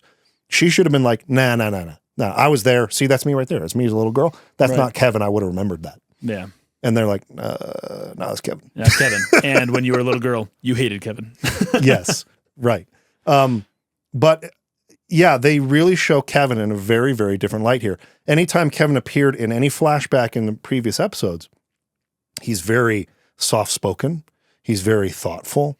He's very considerate. He has these like these philosophies on life and on society that sort of align with a person who is empathetic and who cares about people and humanity. And he's developing this nuclear weapon in KOS-MOS, but sees it as this hopeful future that's going to like be a healer for humanity. Yes, this is his real reason for doing what he does. This is what he's really motivated by. It's like the Infinity Glove method of healing, right? Or a gauntlet, the Infinity Gauntlet method of healing, which is destroy it all and then it grows back better or something. Yeah, but this Kevin that we're shown to here is almost the entire opposite philosophically to that. This is a person who believes in survival of the fittest, a person who believes in having no empathy for those who are weak, and that this is what it means to be human. You're denying what it means to be human, to have these sort of sentiments about people, and that's weakness. Maybe almost a very Nietzschean. Maybe this, I was about to say, the cynical view on Nietzsche, right? Or what a lot of people view Nietzsche as being. I'm not saying he wasn't, but I'm also saying there's another side to Nietzsche. There is another side that people don't consider too often. But yeah, this sort of like idea of Kevin that is just so opposite of who we've always seen before. Right. And Shion has multiple, well, at least one very important scene there as a little girl where the flower bed, and he's like, oh, there's just no point in what you're doing here. Do you realize that? So I have some thoughts on Kevin here. I feel like they made him almost a little too unlikable. Yes, I agree. I get it. I get it. They're really trying to. They still think they're hinting at this point. They don't realize we all already know. Yes, we all know. It's if there is, let's just I'll put it that way. I'll be a little kinder. If they were trying to hide his identity, they did a horrible job at it. If it's not that, I mean, there's a part of me that wants to believe there's no way they couldn't have thought people are going to recognize that Kevin right away. Yeah. Let's say that they knew that you were going to know, but still didn't, for the story's purposes, want the characters to know that yet. There's one scene where I feel like I got what they were going for with Kevin. In all the other scenes, they just made him really irritating to me. Just anytime he entered the screen, it's just like, this little shit, like, just, dude, I just don't like you, right? He's just acting so arrogant and just like so just insufferable. But in the scene with Shion on the flower bed, I didn't feel that way about him. I felt like he was just like, you know, he's a young kid who feels like he's got it figured out. Right. And he's just sort of stating something factually. He's not being condescending about it necessarily. He's just saying like, look, what you're doing has no purpose. I'm saying this to try to help you. Yeah. So this is funny. So I'm not trying to rob you. I'm trying to help you. This is almost like a lot of people are like, well, but it was true. Like what I'm saying is true. Yeah. And almost that is, in a way, that is what Nietzsche was trying to do, is kind of just grapple with reality as he understood it, right? Like reality is like this harsh place, like why and what do I do about it? And I'm just pointing it out. Just because I point it out doesn't mean that I'm the bad guy, right? I'm just showing you this is what the real world is like. Yes. And now philosophize based on that instead of your happy, ideal version of what the world could be. Like, here's what the world actually is. Yes. Like, now you tell me what you think, right? And that's part of his atheism. That's part of all kinds of things. I feel like that's the Kevin I was supposed to be getting. Yeah.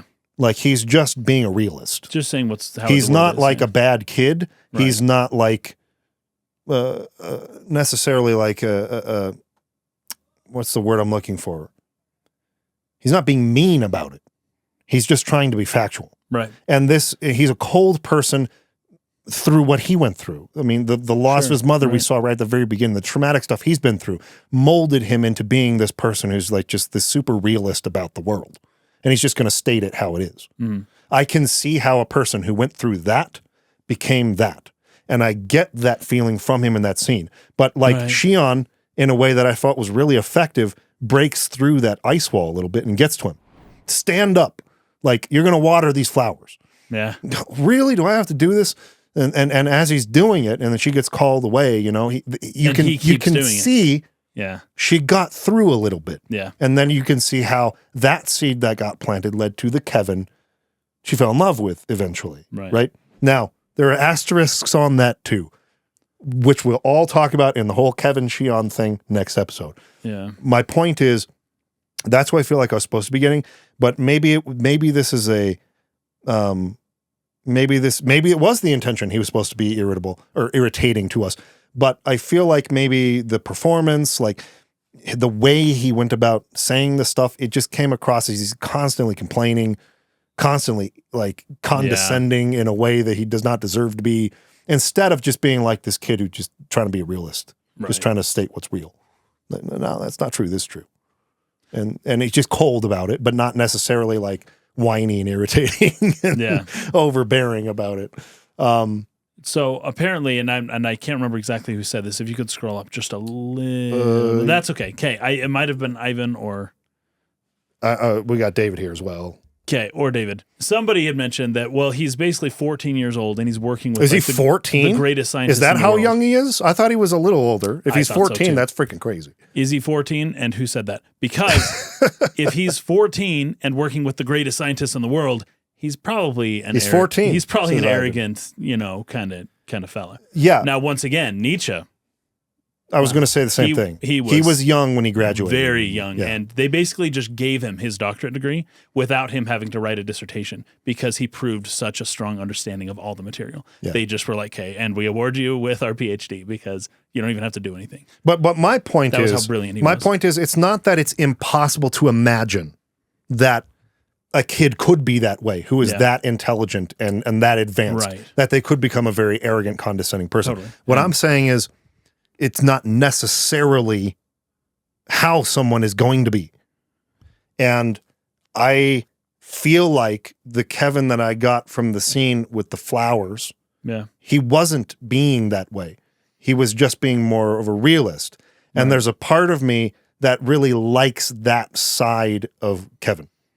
Because that side is almost, it's almost kind of shut off any sort of contact with like the emotional side, which when you're trying to repress or avoid the traumatic past you've been through, you want to turn that stuff off. Sure. And be like, just become totally rational. Not important, And so like you're thinking only in this rational sense. Right.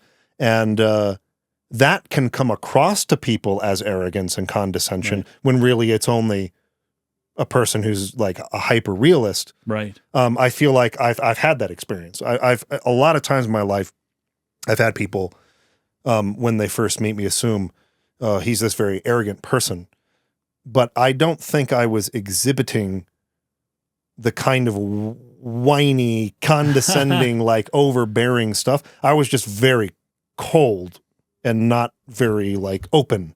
Right.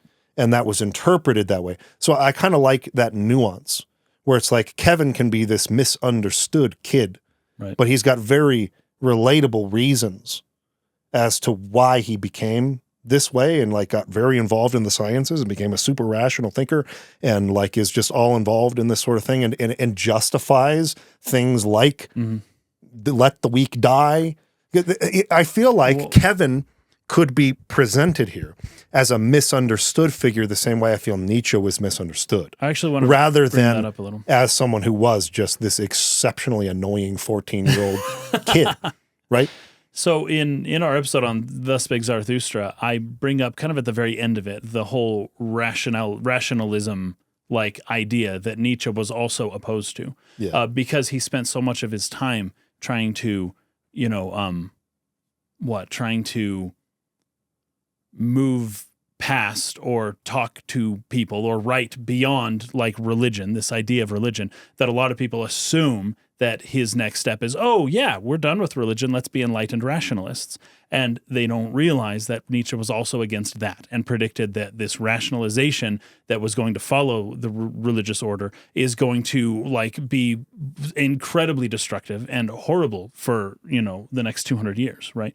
That you're going to justify the utilitarian ends justify the means kind of approach, right? And that's what a lot of people think Nietzsche was for, that when he really wasn't. And even in parts of Thus Spake Zarathustra, he's like, no, you rationalists are wrong too, right? You can't rationalize this situation. Like you can't just be rational about like how to handle the world, right?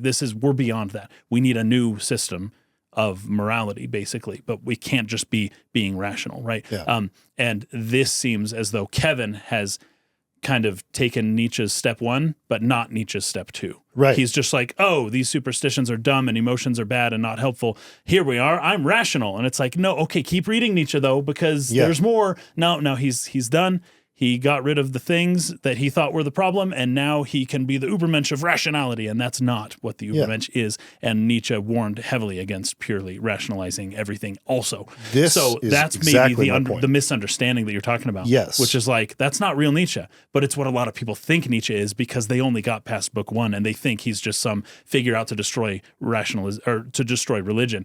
And then, okay, great. But they don't realize that he's also, got arrows pointed much elsewhere. More to it than that. Yeah. And there's a very specific reason I'm bringing it up. It might seem like, oh, you're meandering here, or like you're levying unnecessary criticism at the way that they presented Kevin. That's not the point of this. The point of this is leading into a conversation I've seen developing in many places, here on Discord and elsewhere in the comments, about Takahashi's approach to writing characters for Xenoblade versus how he wrote them for Xenosaga. There are actually interviews that have been conducted where he was, it seems to be, quite frankly, gutted by the response from the fan base to Shion in this game. Right. He was he thought that he thought that they would get it, and a lot of people didn't get it, and they hated her. And he was like, "Wait a minute, like really? That's how you guys feel?" And so he almost overcorrected by making the cast of Xenoblade as likable as possible. And I think a lot of people have taken that, and I've seen people use the terms. There's a step back, character writing wise, in Xenoblade. I do not agree with that. And we will talk about that when we play Xenoblade. Okay. But I wanted to address this because there really is something to be said about if you have an intention for how you want a character to come across, but your characters are unlikable to the audience, and you didn't intend for that to happen, there are technical reasons for this. There are ways to address that. How can we present Kevin to get the concept or idea across without all of our people being like, "Stop talking, you're so annoying." Right? And this is kind of what I'm leaning to with this. But Virgil, who's another character who I think is extremely unlikable. Oh, absolutely. It has a similar problem. Yeah. And Shion, as we'll get into in next episode, has a similar problem. There are all these characters in Xenosaga who are coming across to at least some substantial portion of the audience as being very hard to like or understand or empathize with. And I think it has less to do with the reasons or motivations. We talked about the enneagram of personality that he uses to develop his characters. It's all very grounded, very realistic psychologically for why they make the decisions they make. There's very well-considered, thoughtful reasons for why they're doing it. But you've also got to understand that your audience is not as knowledgeable about Enneagram and psychology as you. Yeah. And so some of those things are so subtle. And maybe some of the faults or weaknesses of the characters are maybe so overstated in the performance that that's what people are latching onto. Gosh, I cannot believe you did that. That's so messed up. I don't like you. Instead of, why is Shion so enamored with Kevin? Let's really think about that. It's not just that he was a hot guy and she was a nerdy scientist girl who had never had a boyfriend before. Like that could be part of it. Right. But there's another deeper psychological reason. If we know Takahashi and the way he writes, that reason is there. And all of us here who like to dive into that find it and get it, right? And we go, oh, what great character writing. But I think we can also overstate that too, that there is a technical part of writing where you don't overstep the line of presenting the weakness of your character to such a degree that your audience starts hating that character when they're not supposed to. I feel like that happened for me with Kevin, that happened for me with Shion, and that happened for me with Virgil. 3 really key characters who I don't think, but especially, and I feel like I'm getting ahead a little bit because we don't talk about Virgil till next time. We don't talk about Kevin. We don't fully realize. Right. We're just setting up the complete arc of these characters till next episode for us.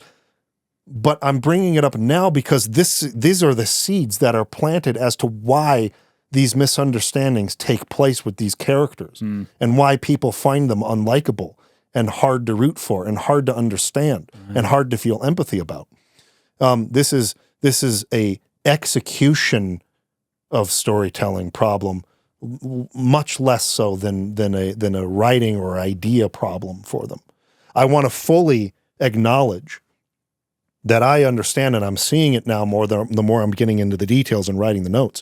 Okay, I'm understanding them a little bit better now. Yeah. I wish that when they talked, they weren't so insufferable, so that I wouldn't get too latched on to that in the sort of casual first experience with it. Does that make sense? And I'm sure people here are going to have some like responses to that. I'd love to answer those if you want to keep an eye on it. But that was my feeling just in general about this sort of second act of the story is that there are three key characters there who have like really, really complicated traumatic, well, every character has complicated traumatic backstories, but three in particular who I think came across as being very unlikable to me.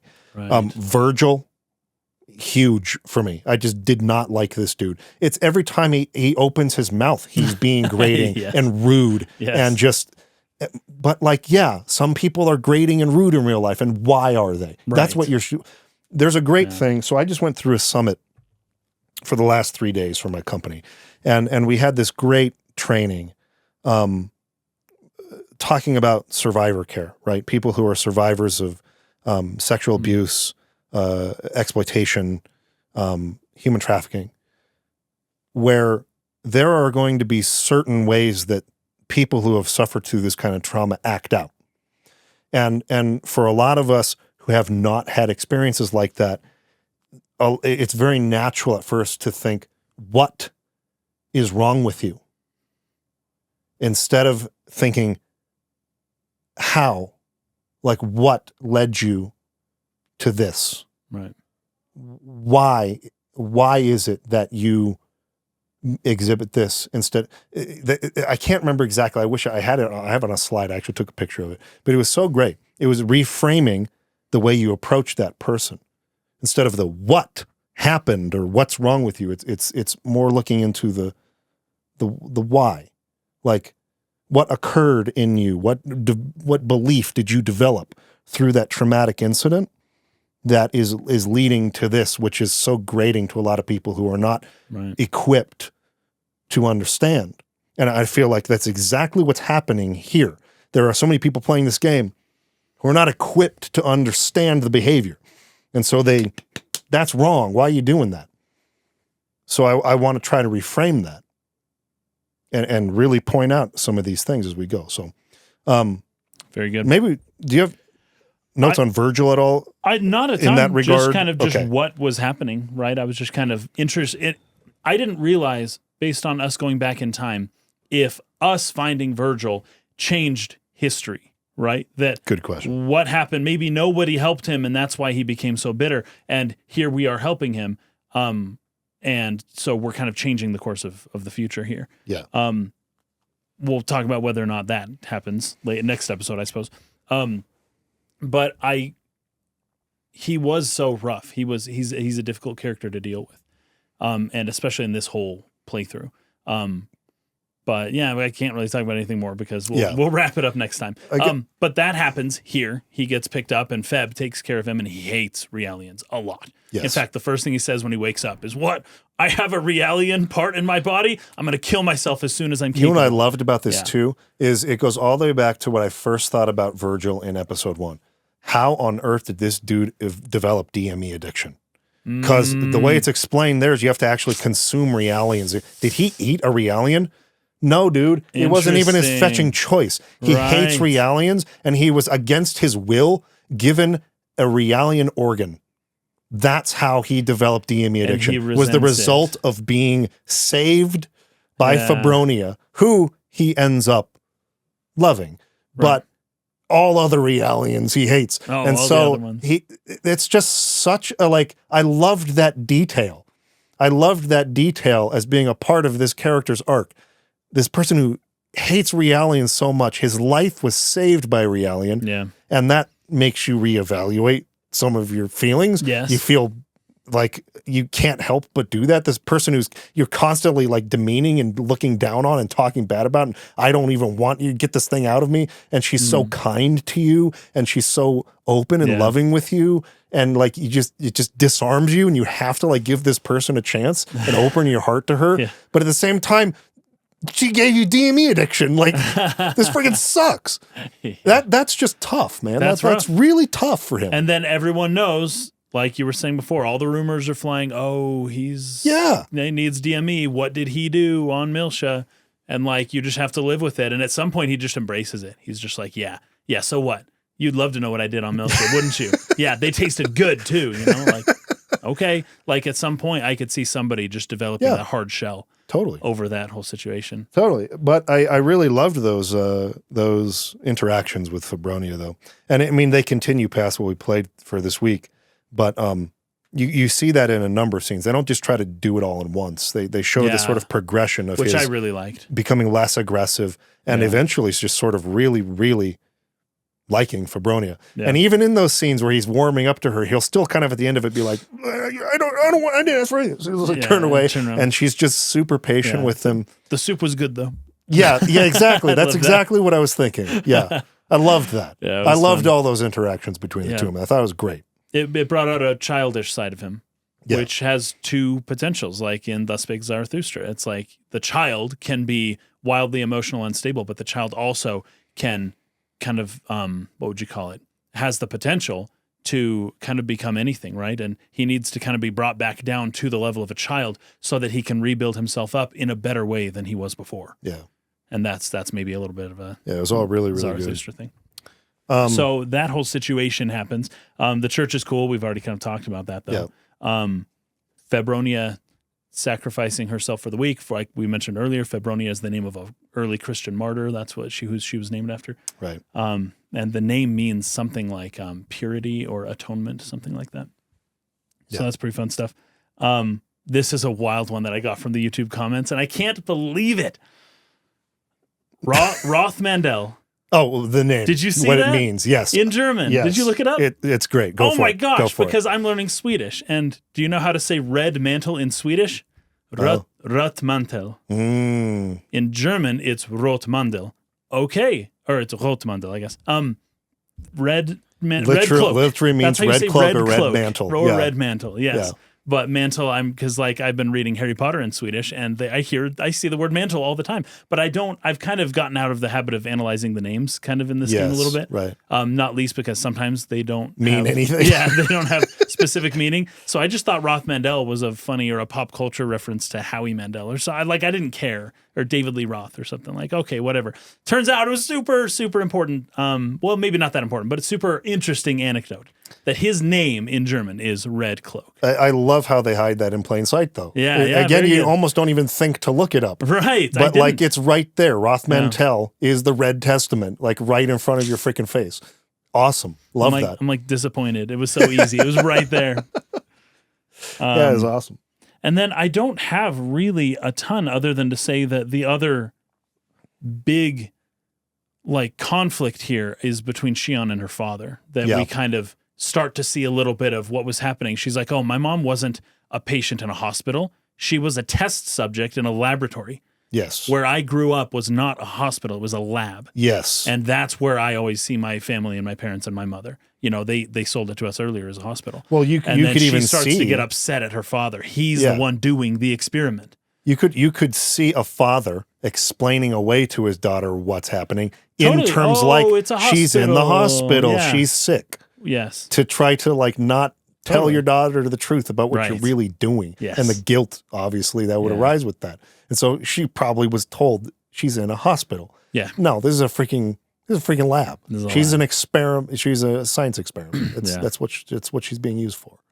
And like coming back as an adult and looking at this for what it really is, sort of the re-traumatization. Yeah. There's a couple moments that I thought they captured being re-traumatized really well.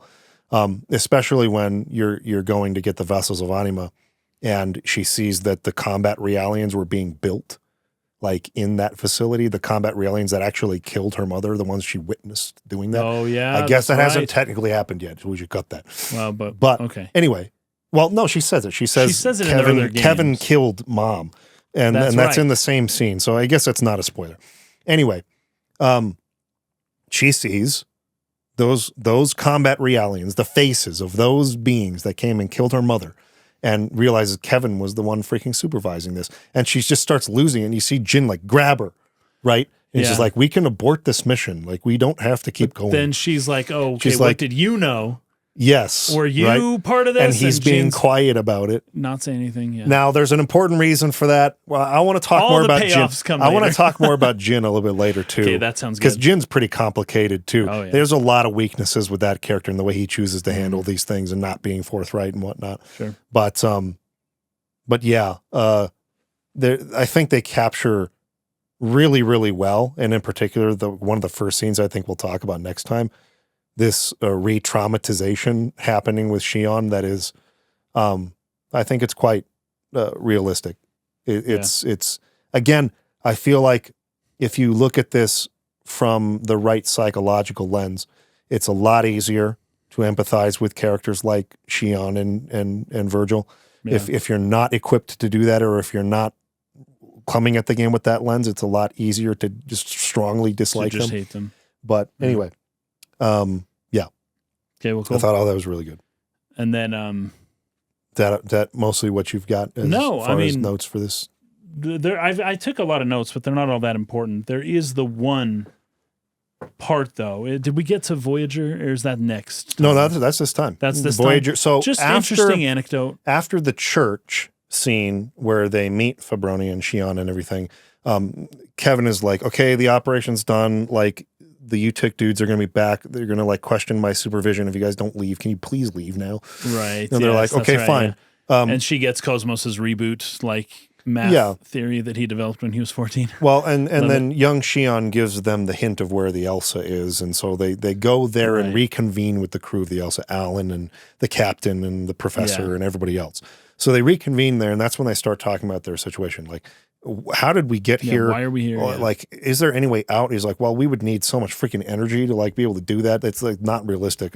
We can't harness that energy. Yeah. And I feel ashamed of myself for thinking like, man, like what could, dude, the vessels of Anima, the Zohar are like the infinite energy. Of course, that's what they're going to have to like eventually like land on accessing in order to develop the energy to get back to the future time again. I felt so stupid for not immediately knowing it's a Zohar. But anyway, they're like, oh man, we don't know what to do. We're stuck here and who knows if we can ever get back. But the more immediate concern, at least for Shion, is that KOS-MOS is dead. Yeah. Or Black Box is damaged beyond repair. And without Kevin, the original creator, like how can we can't repair this. Like there's nothing we can do. And as far as we understand at this point, Kevin is dead. Like the Kevin who designed KOS-MOS that we saw in old flashbacks got killed by the archetype. It's freaking horrifically. Yeah. And so like, okay, he's dead. Like there's no chance of waking her up again. Of course, we've got past Kevin here who's at this time developing the core concepts and like the baseline foundational code and designs for KOS-MOS. So you end up going there and downloading and making a backup of that. And that's what allows them to start repairing her. And, but right as they're doing that, Voyager / Black Testament shows up and tries to steal KOS-MOS. To take KOS-MOS, Yeah. And Kanan recognizes Voyager. I didn't think that you're really missing much by not having played Pied Piper for this scene, right? Like, it's like, oh, who is he? And Kanan's like, oh, why are you here? And you know that Kanan knows who it is, but it doesn't feel like super duper. Yeah, it's not like you'd be missing out on a ton if you hadn't played it before this scene, you know, being all confused. But yeah, he takes KOS-MOS, but as soon as Shion shows up, then KOS-MOS wakes up. Starts to fight back. I mean, because Voyager like begins, I mean, he's got her hand over her throat, he's lifting her off the ground, like physically harming or threatening her. And that's when KOS-MOS wakes up. KOS-MOS's heart grows 3 sizes. Yeah, very nice. And then helps out, and then, of course, Voyager just leaves. But that, I felt like, was a pretty important scene, at least not... mostly because of how KOS-MOS seems to always be attuned to when Shion is in danger. But if you go back, I think, to episode 2, it's you got scenes with Wilhelm and the Red Testament who are talking about awakening KOS-MOS, right? Like that's a big, important part of their plan is to awaken KOS-MOS. Right. That can, if you haven't played Xenosaga 2 right before this, and that might be a scene you forgot, and then, you know, you're just trying to piece stuff together, it could be easy to forget that detail and be able to just immediately recall, well, the real reason that there's because you got the whole Telos thing appearing in this, and it's almost like Telos is this replacement for KOS-MOS, but it's not. This is all part of the plan to awaken KOS-MOS's like final form, and you can trace that back to Wilhelm's plan Right. in episode 2. So clearly Voyager is here not for necessarily capturing KOS-MOS, unless the plan for reawakening KOS-MOS was to take KOS-MOS away so that Red Testament Kevin can continue working on her somewhere else. Yeah. But I like this. I like where it's going. But in the course of doing this, KOS-MOS awoke anyways. And then he was like, so oh, it's my like, job's okay, done. job's done. Then my last note is that I saw Kevin Red Testament coming from a mile away. I sort of started to suspect it at the end of game 2, actually, due to just a couple of lines that he said that made me think, like, first off, that's not what good guys say. Second off, like, he was hinting at something greater that had me very confused. I didn't know that it was Red Testament, but I started to suspect that he was something important that maybe is still alive today. Yeah, sure. Right. And I was like, I don't know. And Red Testament was one of them, right? Because I'm like, he's the only one I don't know who it is. So then this game, kind of from the first beginning part, I was like, oh, Kevin is the Red Testament. Like, that's who he is for sure. Yes. I was thinking, oh, he could be in a weird way. He could be like Wilhelm, or he could be, his consciousness is somewhere else. I don't know. But the way that they do the cutscenes, the way that they have the intro of the game, they don't even change his voice as the Red Testament. They don't change the actor's voice to not sound like Kevin. I know. It is just Kevin's just voice. Straight up. There were so many hints that when the reveal happens, I had figured it out long previous. However, seeing Shion, because Shion was going to get her mother, I believe, or she was going, no, where was she going? She was going into, and because then she gets captured. I think she was going to find her mother, right? No. That happens a little bit later. She was going back to do something, and he stops her right as she's going. So they're leaving. They've stolen the vessels of Anima and put them into their ESs. Yes. And so they're like escaping. And she had to go in to do something, though. I can't remember what it was. She hears her mother was being transferred from her wing into that 13th to help her mother, yes. Like facility, right? Yeah. And she's like, that's where she dies. Right. Like, I'm going to go stop that from happening. And before she jettisons, and KOS-MOS like, please explain like why you're freaking doing this right now. This is a bad idea. Right. And they're all like, no, don't go, Shion. But like they get overwhelmed by U-TIC things and they retreat. And so Shion is alone. And as she's making her way there, that's when Red Testament Kevin shows up, reveals himself almost like you're saying as an attempt to stop her. Right, because she almost made it to one of the most important things she can think to do. And yet this stops her in her tracks, and then she gets captured, right? But he just unmasks. He doesn't even really say much to her. No. He doesn't do anything to help her. He just says, like, don't you remember Don't me? you recognize me? Have you forgotten already or something like that? I am Kevin. And just shocks her so badly that she's just so which would frozen. Be quite shocking. Yeah. I'm not, but that's how big of a deal this is, basically. Yeah.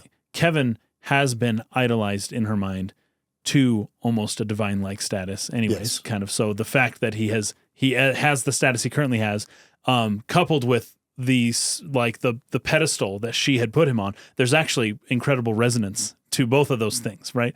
That she thought of him as some deity, almost like Psyche and Cupid, right? Like, oh, this is a god, you know? And then, you know, he actually, lo and behold, he actually has kind of become a god himself, right? So there's a little match there. And then he shows up and reveals, remember the password, we shall be, or ye shall be as gods. Oh, you shall be as gods. Yeah, that's right. Yeah. Oh, and that was to get into Kevin's account. I haven't thought of this in over a year or two. Yeah. So Kevin, but well, we'll talk about that later, maybe. Okay, we'll talk more about the you shall be as gods thing next episode. Time. Yeah. But she is shocked, and she now has to process this. And we'll get into that later, I guess. But that's the final reveal for the chapter. So I finished the game at this point. Yeah, we know what happens. But what I was thinking in the moment that I saw this was what's going on. Yeah. It was a little strange to me that Mizrahi was not reacting the way that a person would, given, as we've established here, that he had already created Momo. But this is a different Momo. So there was something already off about that, which I guess should maybe give you the hint as to what we're really experiencing here. We'll talk about next time. But we're not there yet. So I just was trying not to get into spoilers for that. Anyway, but I loved the scene otherwise. Yeah. Because I thought it in was great. episode He 2, treats her just like a Yes. second child. Right? Yes. Like, it was great. in episode 2, we got Joachim Mizrahi Yeah. coming to terms with accepting this idea of a second daughter Mm. and that reconciliation, which I loved. It's probably my favorite part of episode 2, Yeah. to be honest, was that subplot between liked it a Joachim lot. Mizrahi and Momo. Yeah. And here, Momo takes a bit of a back seat in this particular story, this Ep.3 Xenosaga. Mm. But I love that they gave her at least this moment. Yeah. Okay, we're here. Mizrahi is here. Like, we got to have a Momo interaction. Right. And it was great because It was great. Joachim Mizrahi essentially does the same thing. Yeah. He accepts her as a second daughter. Right. Right. So anyway, I really liked it, but I was left confused by Oh, yeah.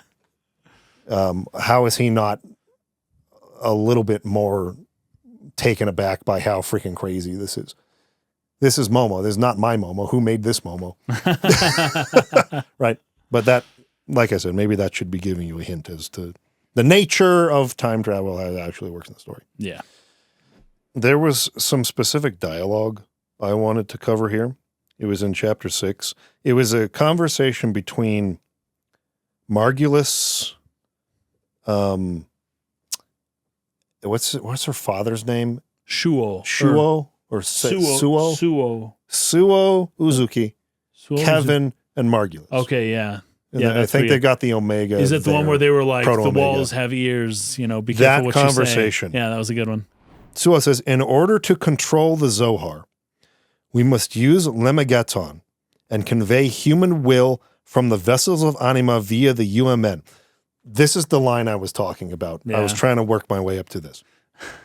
This is kind of like the last point of any sort of criticism I think I will really make about Xenosaga at all. I think next time we won't have that.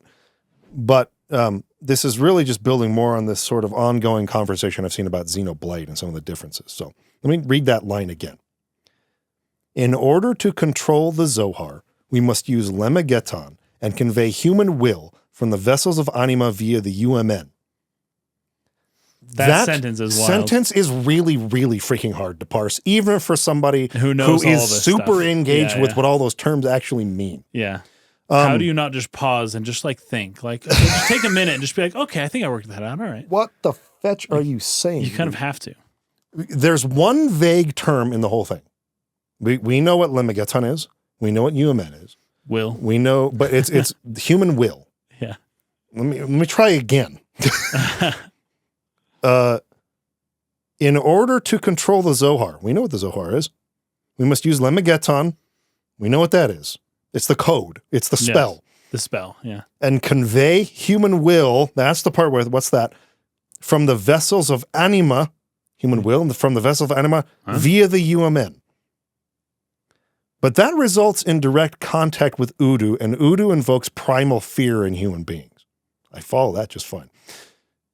All these contacts with Udu have been disastrous, from Uriev to Voyager and so forth. Humans reject others.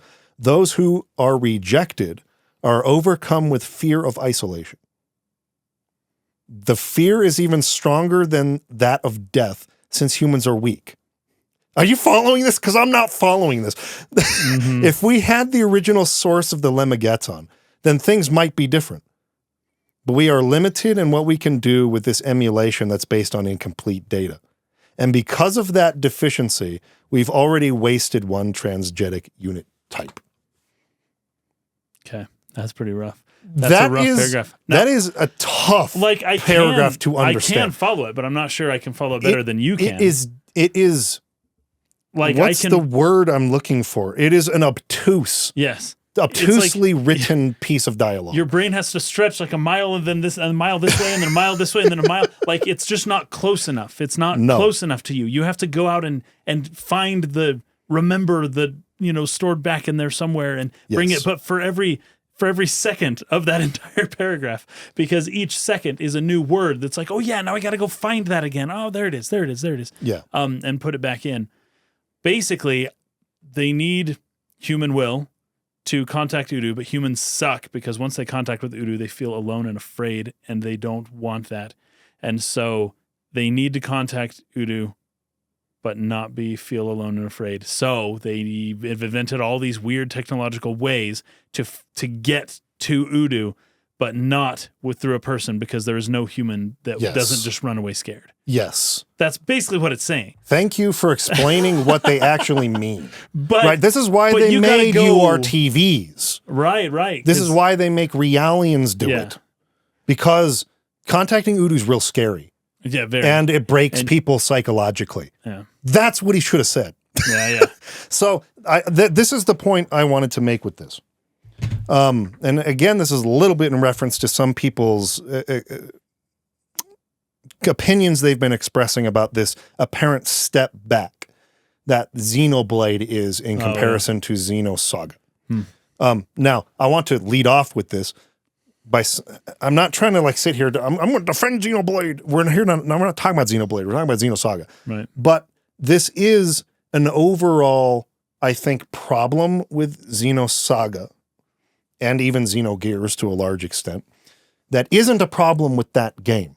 But this is perceived as being Xenoblade is super simple and Xenogears and Xenosaga are complex stories. And so they are better because they dig into more complex concepts with more complex characters and more complex writing.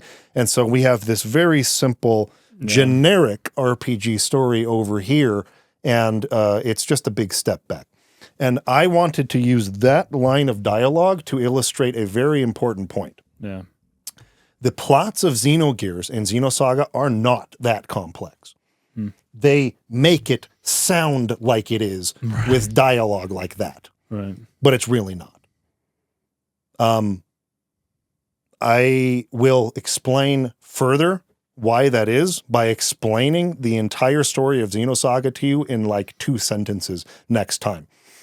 But they take that simple concept and they make it really sound like it's just burdened with terminology that they could rewrite much more simply, like you just did.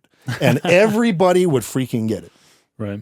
And so that is like, I say all of this, guys, I love Xenosaga and Xenogears a lot. Right. Xenogears is a life-changing freaking experience. Top 5 for me, yeah. I think that had I played Xenosaga in 2002 and 4 and 6, like, game over. I would have been just like so in love with this. I am now, but like it's different. It's different when you're there for it when it comes out, right? Yeah. Then it just can't be the same. So there's just a part of that inevitably I missed. Yeah. But I still just respect it. I can't even express how much I respect what they're trying to do with this and how hard it is to pull off. But I think that we can get a little bit, there's some elitism in the Xeno fan base is what I'm getting at. You have your Gears fans who write off Xenosaga, and all the Xenosaga fans are like, like you're not giving it a fair shake. Right. And then the same thing happens with Blade. Where it's like, Xenoblade is too simple and blah, blah, blah. Oh, you're not giving it a fair shake. And I just wanted to try to give my opinion on that, or the way that I read that. There's a bit of an elevated or a faux complexity going on here because they just overcomplicate it with dialogue sometimes. Not all the time, but sometimes. And it's really just as simple as like, if a human being contacts Udu, at least every time we've seen it so far, man, that person gets freaking terrified of death and like goes crazy. So we use something else to try to contact Udu to keep people from losing their minds. There you go. There you go. Right? That's what they're really saying there. Yeah. But let me read the line again and drive the point home. In order to control the Zohar, we must use Lemma Geton and convey human will from the vessels of Anima via the UMN.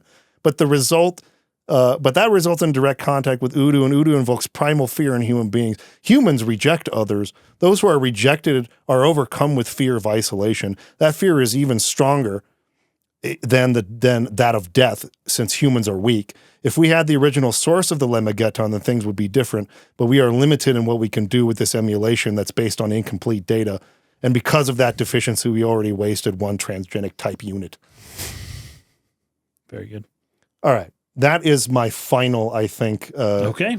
criticism ever of Xenosaga, because I really, really, really want to stress again that I love the game, but it just it grinds me a little bit when you see some of that elitism across.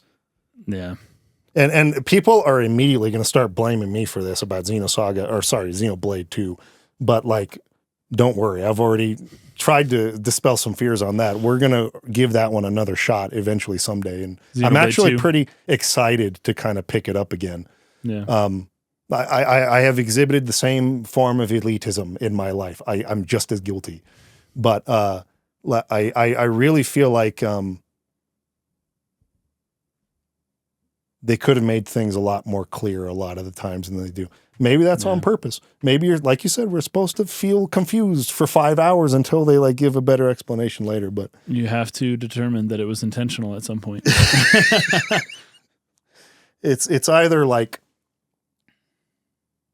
so vague that you can't make sense of it, Right. or it's so specific with one vague term thrown into it that it's just like, whoa, what are we saying here?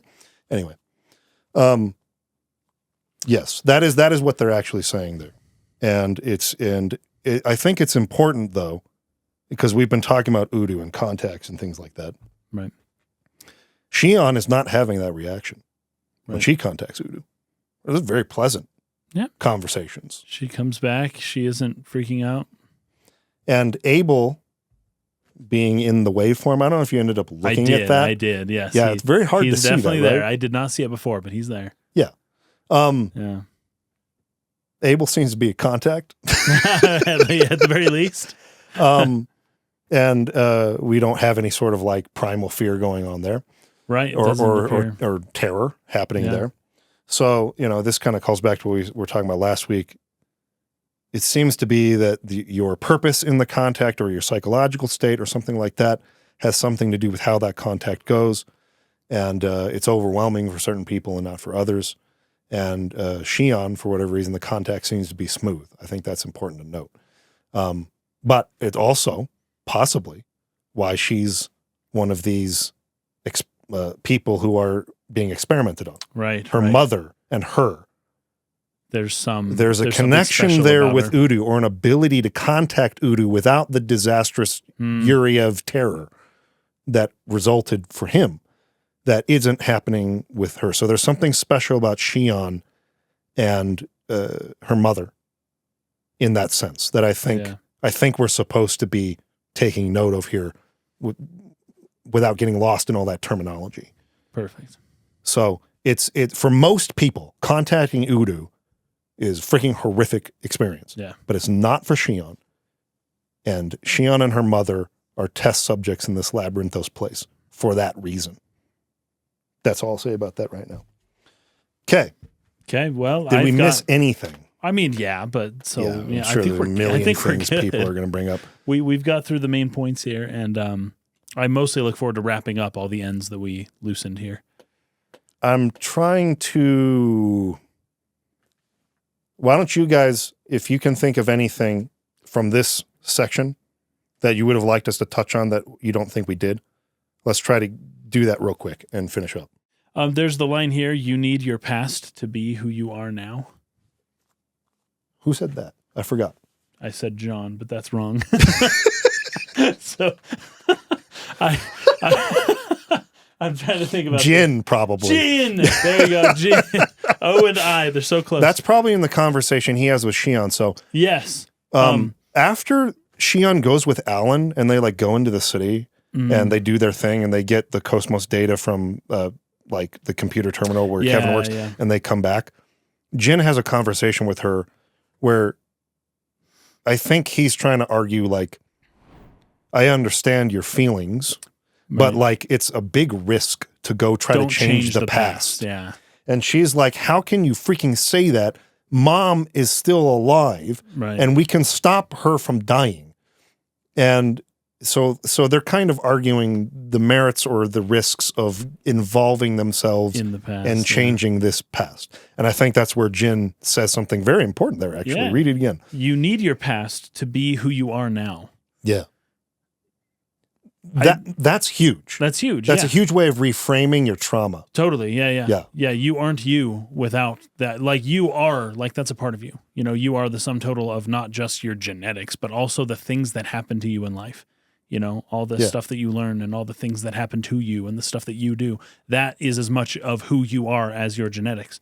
In which case, changing your past is altering who you are. We talked who you at become. the beginning of this episode about memories being you, and by losing memories, that's you dying. Yeah. Your memories, your experiences are what make you who you are, as he's arguing. Right. And if you meddle with that and change that, you're kind of killing yourself. You're killing yourself. And making a different person altogether. Yeah. And so this is a way, I think, of really reframing, especially those who have been through significant trauma.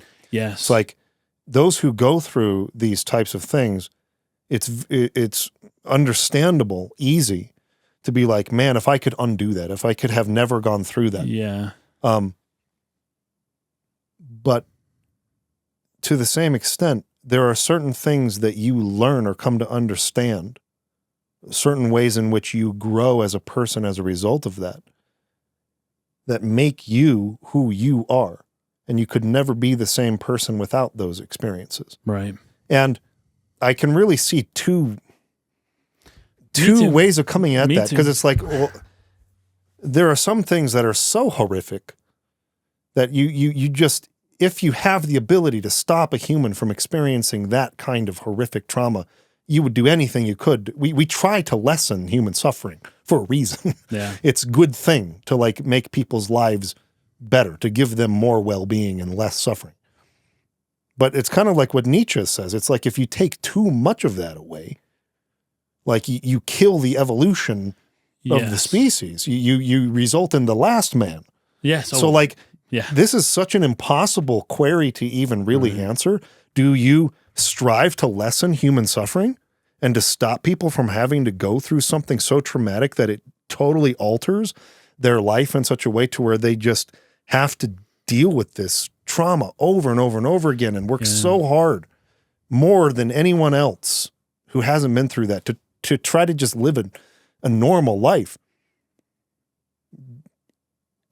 Can you just justify that away by saying, well, you wouldn't be who you are without this? Or do you work towards lessening human suffering and try to make things? It's I don't know if there is a sufficient answer to that question. No, except to say that, let's say you do go back into the past and you change things, right? And then because of what you changed, something else really bad now happens that didn't otherwise happen, right? Yeah. Except now you have a clear knowledge that was your fault. That thing did not happen if you did not go back, right? So you end up just creating more question marks, and then whatever happens after that, which bad things will continue to happen, of course, now it's completely squarely on your shoulders. And how many people can handle that, right? Because it's like, oh, I saved my mom, but then, oh no, I found out this other thing, or like, she's still going to die. She's still going to die. She's a mortal person, right? And you're still going to have to deal with that at some point. Unless you die first, in which case sucks for your mom. Like now she has to bury her child, right? Like that wasn't the nicest thing you ever did, you know? And now how are you going to deal with all the new bad things that happen now that you know that all of those can now squarely be placed on your shoulders for having gone back and changed something that otherwise just happened naturally? Yeah. And how many people can deal with that, right? It's almost like the idea of playing God. Okay, well, you can play God, but now you have the responsibility of God. And how many humans can bear that, right? Some psychopaths might be like, oh, it's no big deal, whatever. Yeah. Like, I don't care. I'll deal with it. But those are not the people who would care about going back and saving people in the first place. But I would also add that I know a person who his father was murdered and his mother was murdered right in front of his eyes. He watched his mother die. And he grew up in an orphanage in Africa. And I met him when he was about 18 or 19, maybe 14, 13 years ago. Awesome guy. Awesome guy, very positive. Super very well kind adjusted to everybody. Yeah. And he was dating a friend of mine. He was very good to her. Like a lot of these bad things that happen to us depend a lot on how we react to them. I don't know how I would be if I watched my mother die right in front of my eyes. Yeah. Apparently it was her new boyfriend who killed her. It was just, he lived in a violent place, right? I That's see just what stories like this all the time in my line of work. It's just unbelievable the so things much people of have to it go through. relies on how you react to it as opposed to the thing that happened necessarily itself. Yeah. And almost all trauma, I'm just got to say almost because I mean, I don't know of any, but I'm sure somebody will have an experience that I don't want to speak for anyone or tell anyone what they should or should not do if they've had these bad things happen. But so much of whether or not it controls your life in a negative way has to do with your response and how you deal with these things, as opposed to the thing itself, which you may want to go back and change. And I got to change the thing, but that was never really the issue, was it? The issue was you and maybe the way you reacted and maybe the way that you handled it and maybe the way that, you chose to deal with these things as opposed to the thing itself. I say that fully understanding that people cannot control what happens to them, but you can only control how you react to it. That is absolutely exactly what they told us in the hospital. Yeah. And these are things that I feel like I knew, but like didn't internalize yet. Things that happen are simply facts. There is no inherent positive or negative, property to an event. It's just a thing that happened. Right. Whether that turns into a horribly traumatic thing, a sad thing but an understandable thing, or an ambivalent, not ambivalent, but a point of apathy for someone. Like Kevin, just shut it down and is just stop feeling. Entirely a process that happens right here. Right. It is the way that you choose to interpret what that means. Right. The telos. Yeah. That matters. But that's not out there outside of you. The meaning of that event is not there. It's all in here.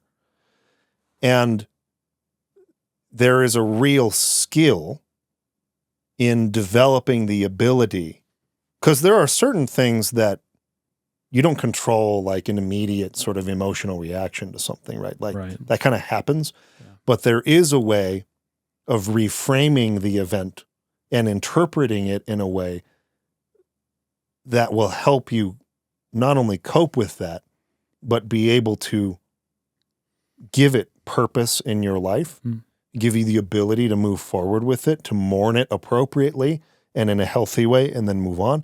Because everyone's going to have trauma in their life to whatever extent. And it's really amazing how what we would consider to be the most traumatic thing we can possibly think of, my mother being murdered in front of my eyes as a young child, for one person, it does not affect them like this other person. Right. And what's the difference? It has nothing to do with the fact that they didn't both care and love for their mother immensely. It has to do with the way that they take that, and there could be cultural influences there. There could be, foster parents or other influences that step in and help a child interpret what that means. That can help this person deal with it in a healthy way and become well-adjusted in the future, and this person not. So there's just so many factors, and brains are so complicated, right? But what you're saying is totally correct. It's just hard to hear that. It is. For somebody who's been through trauma. Oh, yeah. They don't realize, they don't feel like they have any control over how they respond to that. And that's almost the worst thing you can say to someone. Well, you can control what you think or how you interpret this. I don't feel like I have control. Yeah. And I validate, that's why I want to validate that feeling. Right. Because it really is, I actually really responded badly to a lot of people who would say similar things to me about my depression. Well, you can control your thoughts, or you can think about it this way, or you can choose to whatever. it sounds condescending. And I think even maybe it is a little bit from a certain person delivering that message, but it's technically very true. You can control through the practice of gratitude we talked about earlier, how you feel and interpret and reframe certain events and process them. That is within your control. And that's not something that should be said as a mean of, come on, man, get it together. Right. But as a way to empower someone who feels helpless and broken and totally unable to take any control of their life. That's a message of deliverance from that pit they're in. You can control this. I can. Yes, you can do something about it. You can do something about how you feel. Let me teach you some of the mechanisms through which you can reframe your traumatic events that have happened in your past. And just starting by, well, what are you grateful for? Yeah. Right, is probably the best start. Like, that's a good. Gratitude is like the freaking cheat code to reframing trauma and bad stuff going on in your life. Yeah. Now, there was one more thing I wanted to talk to, and I think for sure we're going to have to end there because this has gone on pretty long. But, shoot, I lost it. Give me 1 second.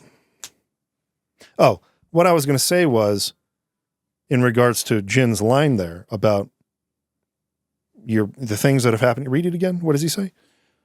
You need your past to be who you are now. Right. There are, I can't count it. I mean, just hundreds of thousands maybe of instances in my life where I have wished I could go back and change something I did in the past. Yeah. That was super embarrassing. I hurt this person through my actions. I didn't mean to do that. I hurt my friend by doing this. Gosh, that was stupid. What was I thinking? Right. Just things I'm horrifically embarrassed about. Yeah, me too. And I constantly fantasize. I think this might have happened even just recently. Like, what if I think it was even just, I think in high school, I was approached by a girl after I was the lead in the school play. We did the Pink Panther that year, and I was Clouseau. Clouseau, yeah. And there was a girl who approached our lunch table who I had never spoken with before. And she made a joke, a flirty joke, right? Because he struggles to pronounce the word room. It's room, right? And the guy can't understand what he's saying. That's kind of like the gag of the Pink Panthers. His accent is misunderstood all the time. Right. So she said something like, I'd like to get a room with you or something like that. Now, I'm staunchly like religious, like sexually repressed teenager who's like very uncomfortable by this and like, ooh. And so I think I really embarrassed her by not reacting warmly to that or something. And she went away just feeling like terrible or something. And like the courage it must have taken to like even attempt to talk to somebody you don't know who you saw in the school play and thought was cute and like just blows you off like this. I didn't mean to do that, but I was just so uncomfortable because of my religious upbringing in the question in the first place. And I just remember thinking back to them and like, man, what if I just let it go and just talked to her, man, and just not let her feel so bad.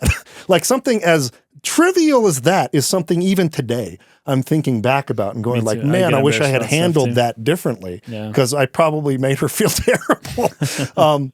But then I think of this, right? Like not all of our trauma is like your parents died in front of your eyes. A lot of the times it's just that kind of stuff, right? It's just like little things that make you feel embarrassed. And it's like, you need those, man. I wouldn't be who I am reflecting on that and being like, I should change the way that I react to people if they come to me with something that feels like it's maybe contradictory to, or it's uncomfortable in my worldview to like talk about that, right? Like, no, be a little bit more open to people. Don't let that take over your social interactions with people. That's an important character developing moment that happens because of the embarrassing thing. Awkward moments. I wouldn't have learned that without that experience. And you know what's funny too? She probably learned something from that experience too. 100%. And by going back and changing that so that you didn't make her feel bad, you have also taken whoever she has become in the 20 You're killing years her since, too. and then you're saying, "Oh, see, now this thing didn't happen to you." But it's like, no, she learned from that moment and became who she was. Now she's going on a different trajectory, where she's gonna have to learn it again in maybe a worse way. I don't know. Yeah. Like what right do you have to go and change everyone else's life because you think you're helping, right? Yeah. People learn from these things and become better people. That's the danger in thinking that you're going to help by changing something. Yeah. It's not, you're not just affecting yourself also probably negatively and changing and killing yourself. Certainly. They're going to be, like you said, butterfly effects of others who you're killing them too. And what right do you have to kill somebody else? What right do you have to kill somebody else? That's it. By changing the past. Anyway, it's fascinating stuff. We're going to have to stop there. We are. Play up to the end of the game for next week.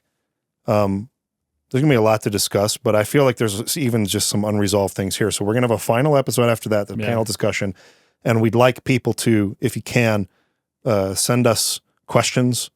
You can do it on YouTube, but we'll probably see it better if you're a patron, sending it through Patreon or on Discord, like I said, direct message on Discord. Those I see more regularly. So send us things if you feel like there's a point we've missed that you'd like us to discuss. Hit us up with it, and we'll see if we can come back to it in final episode. This is a very long episode. I'm going to do a lot of editing on this. This one did not feel tight the way that maybe some recent ones have felt. So it was fun though. We had way more content. I'm gonna do a lot of editing on this one. But appreciate you guys bearing with us on this. See you next week. Peace out.